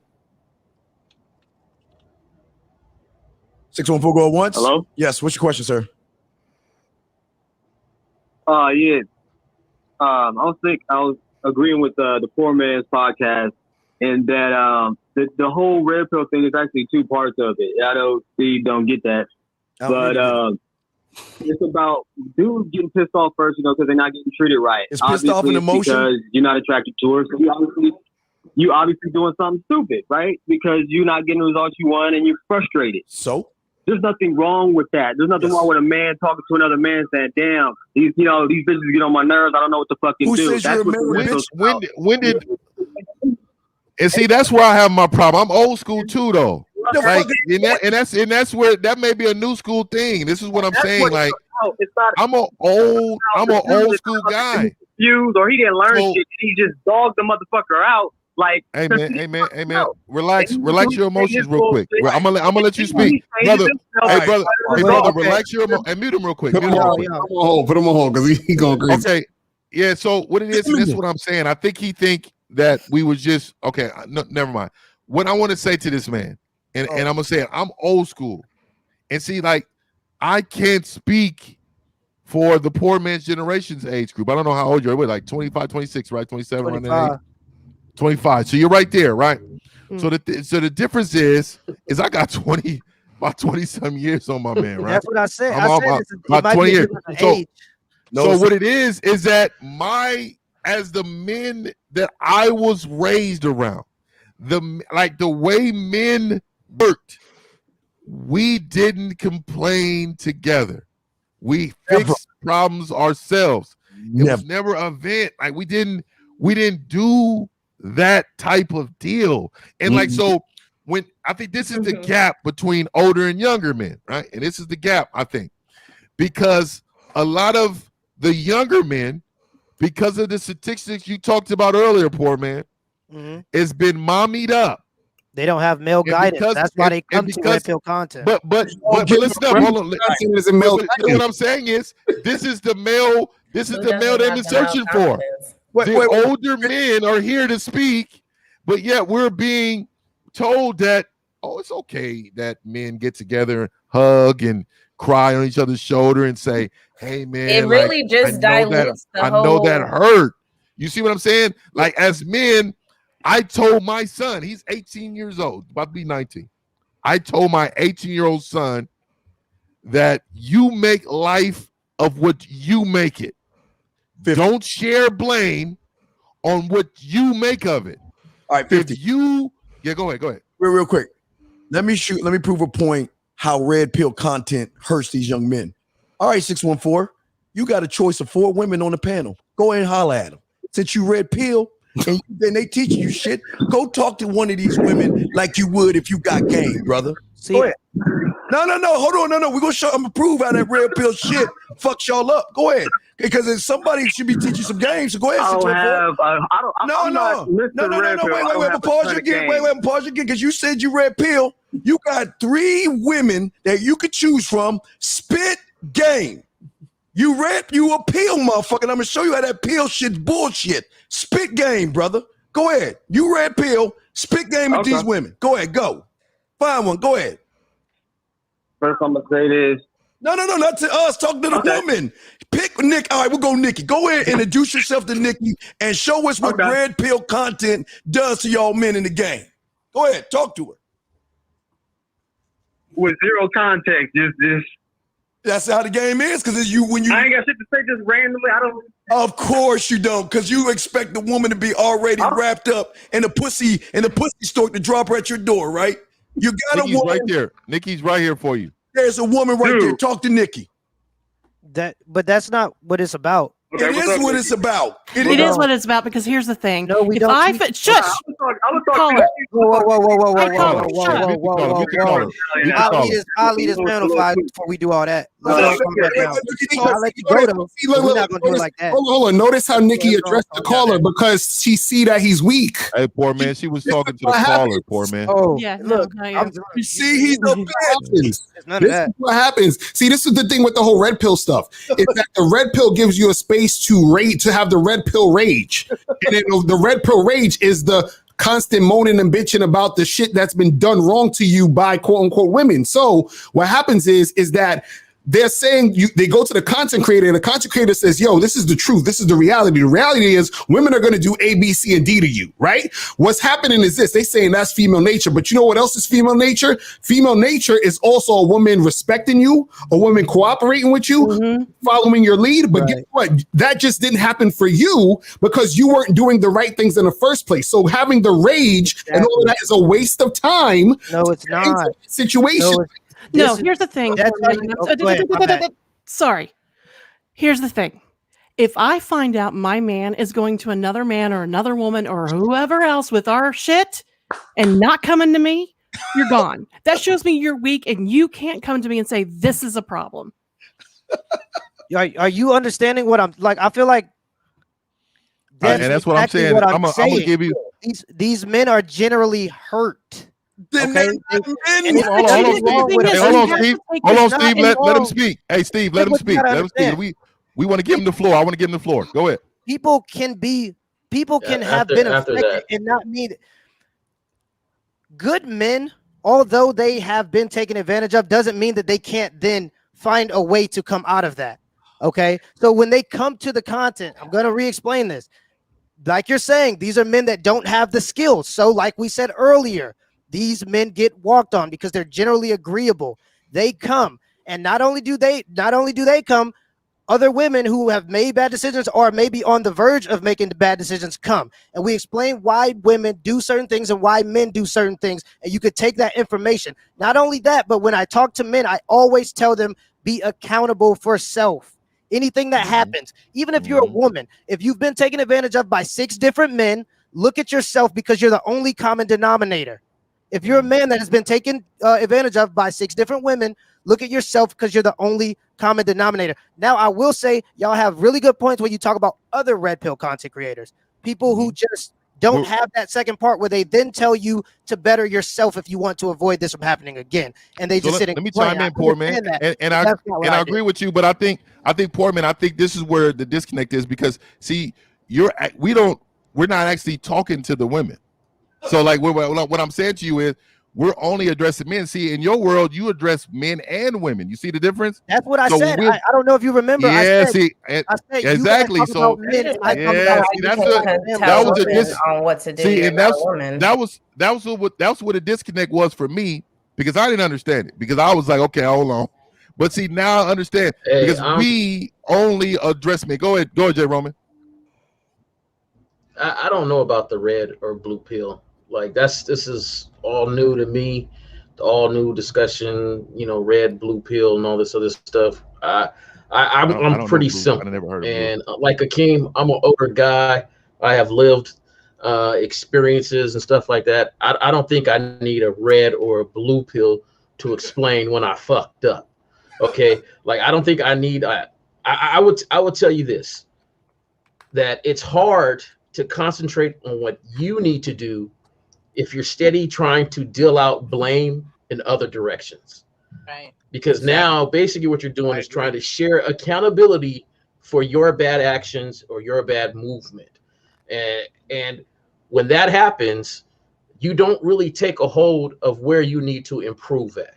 Because now we're sitting here and we're venting. And I can only imagine, because I ain't never been in a vent circle for guys. I just haven't been in that. Most of us will just walk away at some point in time. So I don't know how vent circles go, if that's part of the red blue pill or the blue. I don't know. But with most of the time when people vent, they start to take on shit that ain't really theirs. Yes. Because they just pile it on in the vent situation.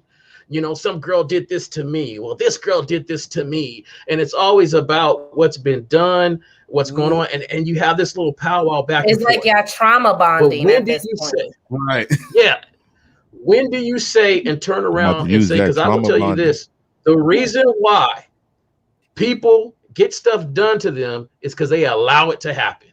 And there's no bottom line to that. I said that earlier. I said that word for word verbatim earlier. No, what I find funny, but you said you won't tell me. Real quick, I guess that's where we would agree. Real quick, hold on. Lines are blown up. We got any calls? Yeah. So this is what it is. We're gonna take one more call, and then we're gonna go around for final thoughts because we're gonna hit this 3-hour mark pretty shortly. So this is what it is. Again, I want to tell everybody before I let this call come on. This is powerful stuff because most worlds don't come together to talk. They normally hang out in different corners talking shit to each other. So I want to say again to my peoples, man, this is so needed in this community because, and I say community because I don't aspire to be in any space. The community that I'm in are a community of men who are honest with other men. Now, I don't really go talk to the women and do stuff like that. I that's not my thing, but I wanted them to come apart because a lot of things that men have been telling other men, they'll tell you that's not even true. You get what I'm saying? So that's why I wanted the interaction. So we're gonna let this call in, and then we're gonna go to everybody and have their final thoughts, and then we're gonna get up out of here. All right, ladies, I'll let y'all pick. You got 817-240-917 and 646, ladies. Which one? 917. Y'all want 917? All right. First one, 917. I don't know where that's at. I don't know where that's at. I'm sorry. I don't know. 917, you got picked. What's up? Hey, what's up? How you doing? What's going on? What's going on? Can you hear me? All right, we're gonna get to the next caller. Area code 646 or 240, ladies. Which one? 646. All right, 646. You're up, sir. What's up? Hello. What's going on, sir? How you doing, man? What's going on? Hey, I'm just leaving. I'm just kind of just doing a wrap up. I kind of agree with I kind of understand the older guys on the panel, and I also understand the Poor Man podcast. I mean, I agree 100% that if you're a man, then you just learn how to be accountable. And I find that the older folks, they were raised different. They were so they have certain values and they're accountable. But like I think the younger generation, they don't have those traits. They don't have certain traits, and it's very hard. There's a lot of men now, like younger men, that, like you guys said, are feminine and they're venting, and it's a problem. So the question is, how do you fix that? How do you get these feminine men? Destroy that. Well, there's always been feminine men. So it don't matter. It was in my generation. It's been feminine men. Bitches, dog. So it's always so. Yeah, but generations hasn't changed. But there's more now. No, no. There's more recognized now because of social media. No, there's more recognized now because of social media. There's always been a plethora. There's always been bitches, dog. So that's not. I get what you're saying. Go ahead, sir. It's true, but there's. But what? But what's your question again? I'm sorry. What's your question? How do you get these? You destroy the manospheres and the peels, and you follow real fucking men. That's how you fix them. So I would say this is how you fix it too, because I definitely agree that I don't think men should ever grow like I don't think men should ever be a part of someone's philosophy. I think you should build your philosophy off of the information that you obtain through your experiences or some of the things you believe in. And see, that's why I never understood the gang mentality, right? So we got a gang leader making all the shots, telling me what to do, how to live my life, what I got to do. Why am I a part of this? I'm a man. I think all men do things in their own way. So what I'm saying to us, I think a lot of it is titles, right? Shit. When you got titles, I have a problem with the level of theory that's there that they're saying that you should live by. All I'm saying is that as a man, you got to decipher that yourself and come up with solutions. So I think the biggest solution for men and women for this change to happen, for younger men and older men to have conversations. I think younger men need to make sure they get mentors in life to help them with experiences that may encounter, and not look at us as being dinosaurs, as if the things that we do or have done is played out. Like they're saying, oh, the game is different now. And no. It's broadcast now because it's on social media. There's always been gold diggers. There's always been cheating women. There's always been women who act certain way. It's just glorified now because they what? Social media.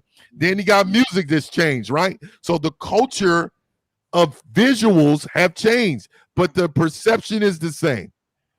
A man is the one who stands on his principles and controls his own narrative, not dictated by somebody else's philosophies. So I appreciate the call, sir. We're going to go around this panel of extinguished people, and I really appreciate everybody that tuned in, man. I'm telling you, I'm going to be getting on a lot more in this way because I think this conversation needs to happen. We'll start with the ladies up top, and then poor man, you're the one at the end. So we'll go to you at the end, and then we'll come down to all the men. So for me, I'm glad this conversation was had. I think we have to understand that it takes a man in order to plant a seed, which means he has to lead. He has to choose the woman that's of value to go ahead and carry and nurture his seed. So if that's the case, then men have to say, this woman isn't worthy. I'm not going to entertain her, so I won't have another problem after this, like a domino effect. It's accountability on a man's part. If he is a leader.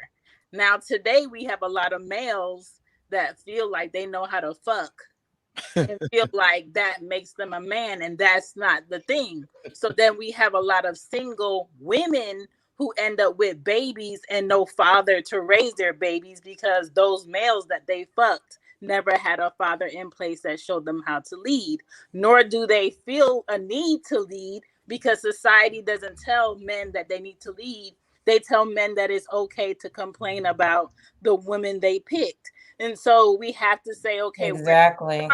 It starts with the men knowing you as a leader, you start the life because you choose the woman that brings about the life that's had. And I think once it gets back to that, men will get back to being picky, focusing on their value, picking women of good characteristics and good value. And women will get back to, oh, if I don't do X, Y, and Z and focus here and have something about me to be picked as a wife, then no man will want me. So I have something else to reach for. But she won't do that if men will just come and get her when she's doing nothing, when she's bringing nothing to the table, nothing of value. A lot of women out here brag about the fact that they don't have to clean, they don't have to cook, they don't have to do anything. I'm not having his babies. And if he gets me pregnant, I'm going to get rid of it. And they're bragging about that. When did that become a brag? Exactly. See, now you're doing red pill. That's simple. You're holding women accountable for their choices. That's good. I'm not against. But I don't think that's red pill. Hold on, real quick. Pill. Hold on, real quick. We're gonna go you, Courtney. Let's go. So I do agree a lot with what Shan just said. It is really up to the man because again, you do start the life. You decide the woman that you're going to do that with, and the fact that the poor man. I respect what you said, and I hear what you're saying. I just feel like the accountability kind of starts with the man first. It starts with the man first because he's the one deciding who's he's giving his seat to. And yes, maybe the culture has changed, the entertainment, the influencers have changed. But if you have strong leadership roles or position people in your life, then I feel like you would be making better decisions more so than complaining about, all these women are having single, the statistics. And I just think that's just my thought. But this was a really dope discussion. And thanks for having me. Yeah, I appreciate it. Here we go. We got Nikki. I agree with both of them, what they said. All the gentlemen on the panel could easily bring someone and know what the seed and pick out a good woman. And if he has a problem with her, be able to sit down and say, this is an issue. Mm-hmm. And me as a woman, I'm going to listen to that and go, okay, well, this is my issue. How do we work it out? And don't be afraid, going back to the very basics, don't be afraid to fail. Anything in life, and I hate doing this, but it really boils down to the simplest thing. And Edison quoted it. He said he didn't fail 1,000 times, to make a light bulb. He just found 1,000 ways not to do it. So the more you try and put yourself out there, the more you're going to find out, okay, this didn't work, that didn't work. Maybe I should try this. But don't be afraid to approach us. Like it was pointed out, 30 seconds, and you can do a lot with 30 seconds, a real lot. But if it fails, just own up to it and go, oh, you know what? And turn it into a joke. I love to laugh. I love to laugh. Make me laugh, and you've got me there, and keep the conversation going. But you are held accountable because it's your seed. Your seed is the one that makes the life. It's not the vagina. It's your seed. So if you are going around and sticking it in this woman, this woman, this woman, this woman, guess what? You better be able to own up. This woman, this woman, this one was a bad choice. If it was a bad choice. I appreciate you. Yeah. Oh, hold on. Hey, where did poor man? Who was the next one? It's supposed to be. I'm in. Okay, poor man. Okay, here we go. Hold on, let's get you. I got you. All right. Oh yeah, come on now. You already know I'm coming with it. All right. Go ahead, poor man. Let's get it going. Okay, so here's the thing. I do agree that we should hold men accountable. But the problem is, if we have 10 men that are held accountable and they understand about self accountability, they understand where they need to be, they understand where they need to go, right? We can have 9 of those men be like that. But the one man that isn't like that is the one that goes out and creates babies that he leaves alone, right? And we do understand, and I think that we can all agree that single mothers with there's no father figure lead to more weak men, generally speaking, right? 100. So then you get more men that don't want to take care of their responsibilities. So we do have to ask ourselves if there is, like I said before, if a man has 5 baby mamas, that means that 4 women were irresponsible of the man they chose to sleep with. Now, I do agree. Yeah, no, he was irresponsible. That's one man. There are 4 women that were irresponsible. And that's where the damage is done, because that man doesn't take care of those 4 boys or girls that come out. Because when there's girls, I think their chances double or triple of having a baby before the age of 18. Okay. So then it usually recycles. All right. So what I'm kind of getting at is, yes, a lot of we got to hold men accountable, but I mean, women can't not be held accountable for the choices they're making. So I get it. But yeah. And yeah, I appreciate y'all for having me on. This was great. I like it. Oh man, it was great. Here we go. This is Jay Roman. It's you, Jay Roman. Yeah, I'm here. I'm on. Just for the Poor Man Podcast show. I hear you, and I would agree that accountability in anybody's actions, their own actions, they need to be accountable for. I can just say for myself, the way you kind of put it initially seemed like to me it was just a way of being coddled, and I understand that this younger society is into more of the mental health and all that, and so when you touched on the women's accountability, but talking about men and the mistakes they did, it just kind of felt like it was a way of being coddled, where it's okay, go ahead and you're accountable for something, but they're horrible too. So, not too much. And so I can understand a little bit more, that you explained a little bit more. So yeah, I'm with you on that. And I think if you look at society today, is society improving or is it getting worse? Are things improving with our cultures or getting worse? Like if we really look, and then what's the difference? What has really changed? And one of the major changes I see is, and that I deal with, is men, young men. And it's so funny to me how we have this age difference right now. I think you said you're like 25, right? Yeah. 25. Okay. So, I definitely got you for some years. But when I look at the ladies who, to me, has a range of age too, they're pretty similar when it's making the statements about men. that it didn't matter the age, they're going to test you because they don't want weak men. They don't want weak men. They have to weed out these weak guys. And if you're weak, some of them might use you, some of them might get rid of you. But here we are with two different kind of views on certain things that we have to understand that as soon as they get to testing you and you fail, they realize you're a weak man. And now you're going to give that person, that guy, something to complain about. And he goes into, I don't know, which pill is it? The blue pill or the red pill? Yeah, red pill is generally it's about human nature on my end. I mean, other people like to just complain. But yeah, and blue pill is kind of the absence of that. So it's just when you don't know that women are capable of taking advantage of you, and you don't know that men are able to take advantage of you. Wait to say something. We got you next. Go ahead, Jay Roman. Finish so up. with that understanding, at some point though, I grew up in an invert sort of world. Like, if there was an issue, I handled that issue. Like, I didn't have to go anywhere to anybody else and cry about the issue before I handled the issue.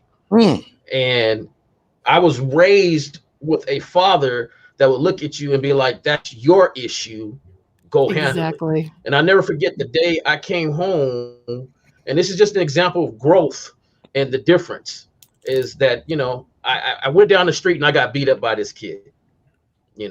There's three boys and I grew up in a big boy family. I come down the street, I see my dad's car and I'm like, ooh, I'm about to tell. I go to tell my dad and he looks at me and says, get down the street and whoop his ass. Or you're gonna have to deal with me. So you know what I did? I went down the street to whoop his ass. Well, I don't think I won. So I came back. Now my older brother was there. And my dad's there, and they all looking at me like, what's the deal? And did you win? And just by me not answering, they told me to go back down the street. So I went down the street again. I come back, I felt like I won that time. And then they found out it was actually the older brother and not the brother my age. Then my dad went down the street to talk to his dad. But the point is that it didn't matter what the situation was. Whatever happened, I had to handle it. And I think that when we have this cry society, we get to the point where we have this little crack in the armor that we start to let those feminine sort of behaviors seep in, where we start to say, you know what, it's okay to cry. It's okay to coddle each other, do this. And then we start to lessen the man values that have been this whole time growing. Now we're starting to make 100% of a man, you got to have 20% feminine and then 80% man. Like, I don't understand that. I think that's part of society where we're starting to lose that. And the ladies are asking and it's saying, we don't want that. We want a stronger man. We don't want a weak man. All right, man. I appreciate you, man. We'll get Steve up here. I got a lot of points. We got Lucario and then myself. All right, Poor Man Podcast. I got love for you. Let me ask you one question. How many pussies does a woman have, brother? I'm serious. How many pussies does a woman have? A Poor Man Podcast. Is that a real question? See, now that's why I rest my right there. All right, don't you answer my question. Biggest problem is, and this respect to you, Poor Cat, but I'll keep things real. You too damn. You're 25 years old. You don't know shit about manhood or the game. To even ask me, is that a real question? Shows the lack of motherfucking game you have. You don't know how to teach men how to be motherfucking men, dog. Because what you're doing, you can't even tell me how many pussies a woman have. You know what? How are you going to sit there and teach men how to be romantic, sensual, smooth, sexual, kinky, dirty, nasty, how to communicate with women if you don't know how many pussies a woman have? Number one. Number two, with that baby mama, 5 baby mamas, let me tell you the truth, brother. When these motherfuckers turn off your show, they will still run behind those bitches. They will still cupcake those women. They will still try to date those women. They're not going to tell you, but they still going to run behind those motherfuckers. And if a woman treats you like a bitch, then you deserve to be treated like a bitch. Now, let me get to my another point. Here's the thing. See, what you're doing, poor man, is what the problem is. You're going around teaching these guys to say, well, if women do it, why can't we do it? All right, cool. So if women suck dick, should y'all be sucking dick then? Because apparently y'all want to be all about what the women do. Because Here's the thing that you don't know. You're 25 years old. Wait, what are you talking about? If women do something, we're supposed I'm to do it. gonna let you respond. I'm gonna let you respond, poor man. I'm gonna let you respond. Ever. Actually, what we I know do, that. We know that, poor man. That's why I'm saying I'm gonna let you respond. I'm what gonna I let do, you respond. I'm very traditional. I take care of all of the bills in my household. And That don't give a fuck. That don't make you a man. Why do y'all motherfuckers think because y'all do shit that make you a man? Well, I also because you pay bills, that makes you responsible, motherfuckers. That don't make you a man. Bingo. But again, I'm responsible for me and my wife. I don't know. Okay, and I appreciate that, but here's the problem. You have a responsibility as a fucking man and not a pill to teach these motherfuckers the game ain't about women, brother. The bottom line is the game will never be about fucking women. So what the fuck are y'all complaining about if the game ain't about women? But last thing I want to say to all those that's listening, let me tell y'all, if they talk pills, hypergamy, metal, high value, fucking crying, moaning, bitching, run like hell because these motherfuckers can't teach you how to be a man because a man is never a pill.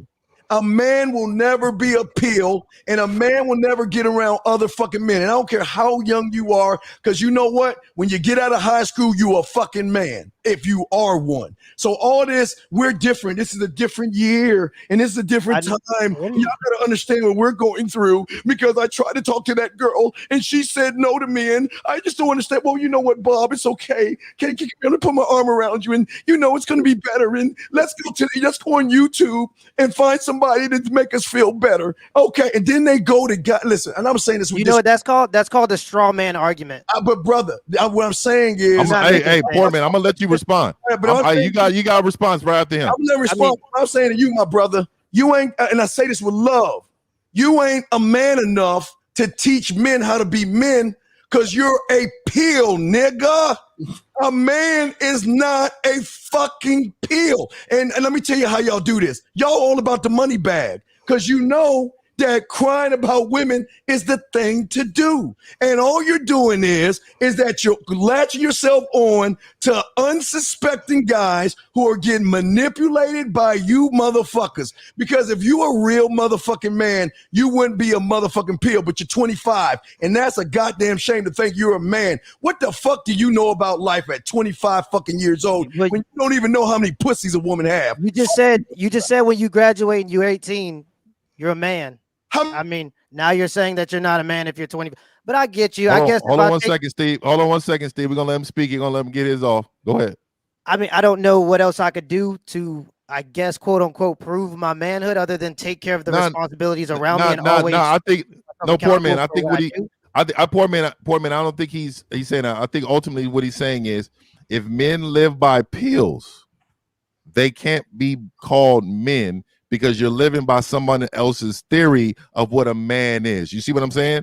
So like you live in your own life as your own person. You have your views, you have your thoughts, you have your responsibilities as a man. Now, if you're saying that, hey, I'm red pill, then how are you being a man because you're adopting other people's theory on what a man should be when you're different from that? You get what I'm saying? But some of your followers they come to you for advice, right? Exactly, advice but you're a man though. Exactly. As a woman, like hang on. I'm sorry. Go Nikki, ahead. one second, Nikki. One second, Nikki. I just wanted him to respond to that, and then I'll let you speak, Nikki. Okay. 1 second. Go ahead, poor man. Well, I mean, here's the thing. I think there's a misconception about what I do, and I understand it. I'm not expecting everybody to agree. But my goal is my goal, and I'm pretty goal oriented. So when I have one, I stick to it. That's man shit. If right? you can prove to me in some way that women are not taking part in the destruction, and men both are not taking part in the destruction of the family, and this is not only about Black people. This is about all of America.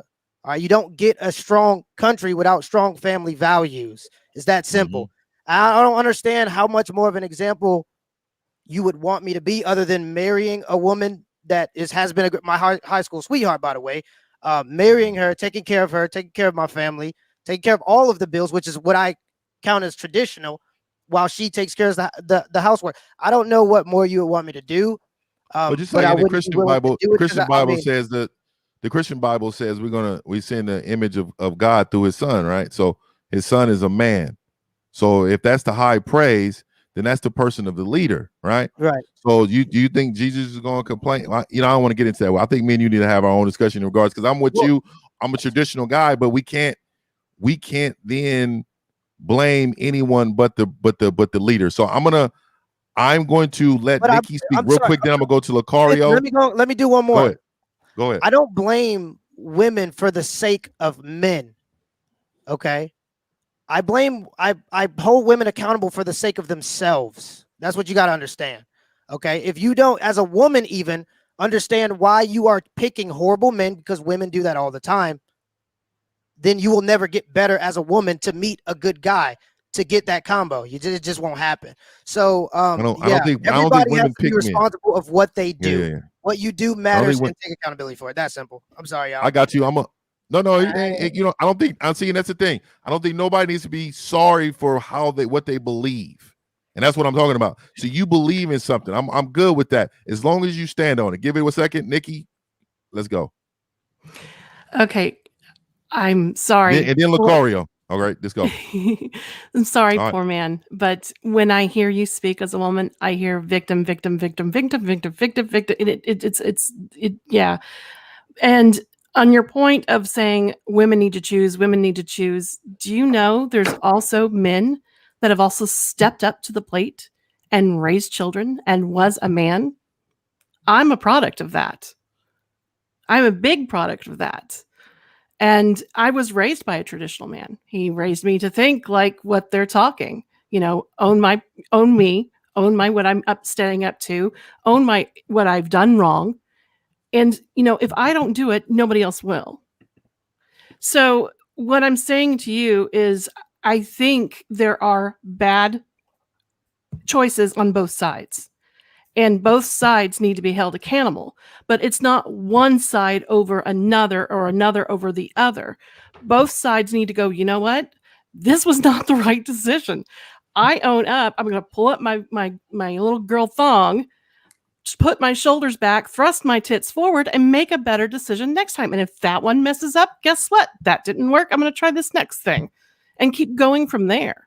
But to say that women are making this bad decision picking men also make bad decisions picking women. But they're also, and what I'm trying to celebrate also, there are great men that stand up and own up when women do fail. All right. Thank you, Nikki. We're going to go Lucario next. All right, man. Okay. This is the thing. What I find interesting, because I want to talk about, because we talk about weak men. This was like the basis of the show, and then we started getting into the red pill thing, and I think that's good because I think that red pill. Okay, look at it this way: Derek Jackson, Steve Harvey, is basically red pill, and what I mean is that they're doing the same exact thing as the red pill content creator talking to men. What Derek Jackson and Steve Harvey is doing is that they're telling women what they want to hear to make them feel better about the bad decisions that they made or the situation that they're in, right? But when we look at someone like Derek Jackson and Steve Harvey, we look at the women who follow that advice as fools. You understand what I'm saying? But for some reason, when men are talking to other men in the same manner, we don't look at it like that. They're just venting and they're just having a safe space. You understand what I'm saying? And so the difference between the Derek Jacksons and the Steve Harveys is that the Derek Jackson and the Steve Harveys, at least they're talking to women. So women have that space to feel that way and all that other stuff. Men can't afford to do that. You understand what I'm saying?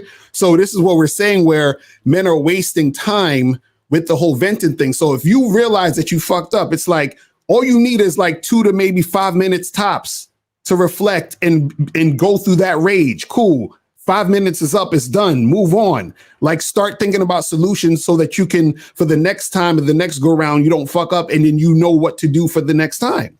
So when it comes to this thing where you have the content creators and they're saying, well, they're telling them the truth. It's like, yes, they're telling you the truth about what's happening on this side of the spectrum. But guess what? On the other side of the spectrum, there are men who actually have women, like I said, who respect them, who cooperate, who are actually doing the things that they need to do in that situation. But on their side of the spectrum where they fucked up, they have women who treat them like shit and who played them because they weren't doing what they needed to do as a man in the first place. So instead of recognizing that and just taking that on the chin and keeping it moving, they want to watch red pill video after red pill video, guy after guy coddling them and pandering to them and telling them, hey, it's not your fault, it's these women and all this other stuff, right? And see, I do agree with Poor Man when he said that, you know, women need to be held accountable as far as certain things that they're doing on their end. What I don't agree with is that a lot of times when guys are venting, they're expecting women to be held accountable so that the men can feel better about their fucked up decision dealing with the woman. So they're like, I'm feeling this way and I'm feeling upset because you did something to me. You understand? Instead of the guy understanding that the situation happened because he created that situation. So when we say, listen, we're not going to sit here and coddle you and we're going to teach you about understanding your value as a man and being on some man shit, the whole rage there's no room for that. We don't got time for no rage. You understand what I'm saying? The most time we got is take 2 to 5 minutes, sit in the corner, cry, and then come back and let's get on some real shit. You understand what I'm saying? And so what I'm saying is that with the internet, you got a lot of dudes out there who are gravitating to this type of talk. And again, because I know we've been going hard on Poor Man podcast or whatever, but we're not talking about you specifically. So I don't want you to think we're doing that. I'm talking about just in general, the space of the quote unquote exactly pill just in thing. general, bro. Right, just in general. It's the space of the red pill thing is they're congregating all of these guys who have been quote unquote hurt. You understand? And trying to lick their wounds instead of actually punching them in the chest metaphorically and say, listen, let's just get on some real shit so that we can move forward. You see what I'm saying? And so that's the thing I look at it as. It's this continuation of trying to promote more and more weakness. And I think that's the issue. And I feel like it's gotten so big that a lot of guys, they don't actually want to be men. Because like 1950 was saying, it's actually hard to be a man. This is because you actually have to take responsibility. You have to be on point. You have to be able to feel that hurt and actually take that shit on the chin and keep it moving because you have a responsibility as a man to be better than all of this shit. You see what I'm saying? This is why I got a t-shirt. The t-shirt says, I'm God to these hoes. You understand? Imagine you was praying to God and God started venting to you. How could you respect God if God is venting to you? God is supposed to have the shit handled. You understand what I'm saying? So you being the God that you are, why are you venting? Why aren't you just taking responsibility for the situation that you made happen and then just correcting what you need to do and keeping it pushing? So that's my take on it. Hey, man, I appreciate that, Lucario, man. So real quick, as I'm about to get up out of here, we're going to have, I'll bring everybody's face on. But I just want to say last thing, and I'm going to make mine quick because it's 3, it's late, all right? It's late. So I just believe, and when I was younger, real quick, when I was younger, I'm from the hood. I'm from the bottom. So like everything I have, I've earned. And I view things in the window of solutions, because if I would just accept my environment on what my environment gave me, then I would be in prison, or I would be not being so successful in my life because I accepted the fact that my life was delivered to me in that way. I couldn't help that, it was hard to eat because we didn't have anything to eat. So we had to go find a way to make it happen. What I'm trying to say is that as men, one of our biggest things I feel like as men we're problem solvers. We're solution oriented. So we can't live in that space by complaining about what's not. So at the end of the day, I don't want to associate myself with anything but my own beliefs, because I'm my own man. I'm my own man who teaches people around me to live in their own space, their own thought process. Don't follow anything. I had homeboys at a very young age that was serious gang banging cats that just live their life in a way that they believe that other people was living their life. And because I believe that the space that men have created, that we get on here and we communicate with other men, positive or negative. There's a space to find whatever you need. But I will tell you, as men, you need to pave your own way for success. And the only way to do that is through experience, listening to older people, and embracing the fact that you're going to fail. Failing is a part of being a man. Being rejected is a part of being a man. Complaining will keep you stagnant as a man. It won't move you forward. And again, I want to thank everybody. That's come on this panel today. Man, when I tell you that the numbers is great, the numbers is heavyweighting. I just want to say again, I want everybody to I want you guys to follow everybody. I'm gonna say what the Poor Man Podcast say, man. What do you say? Help a brother out. Help a brother out. Go ahead and put some likes on the page. Go ahead and subscribe to Mr. 1950.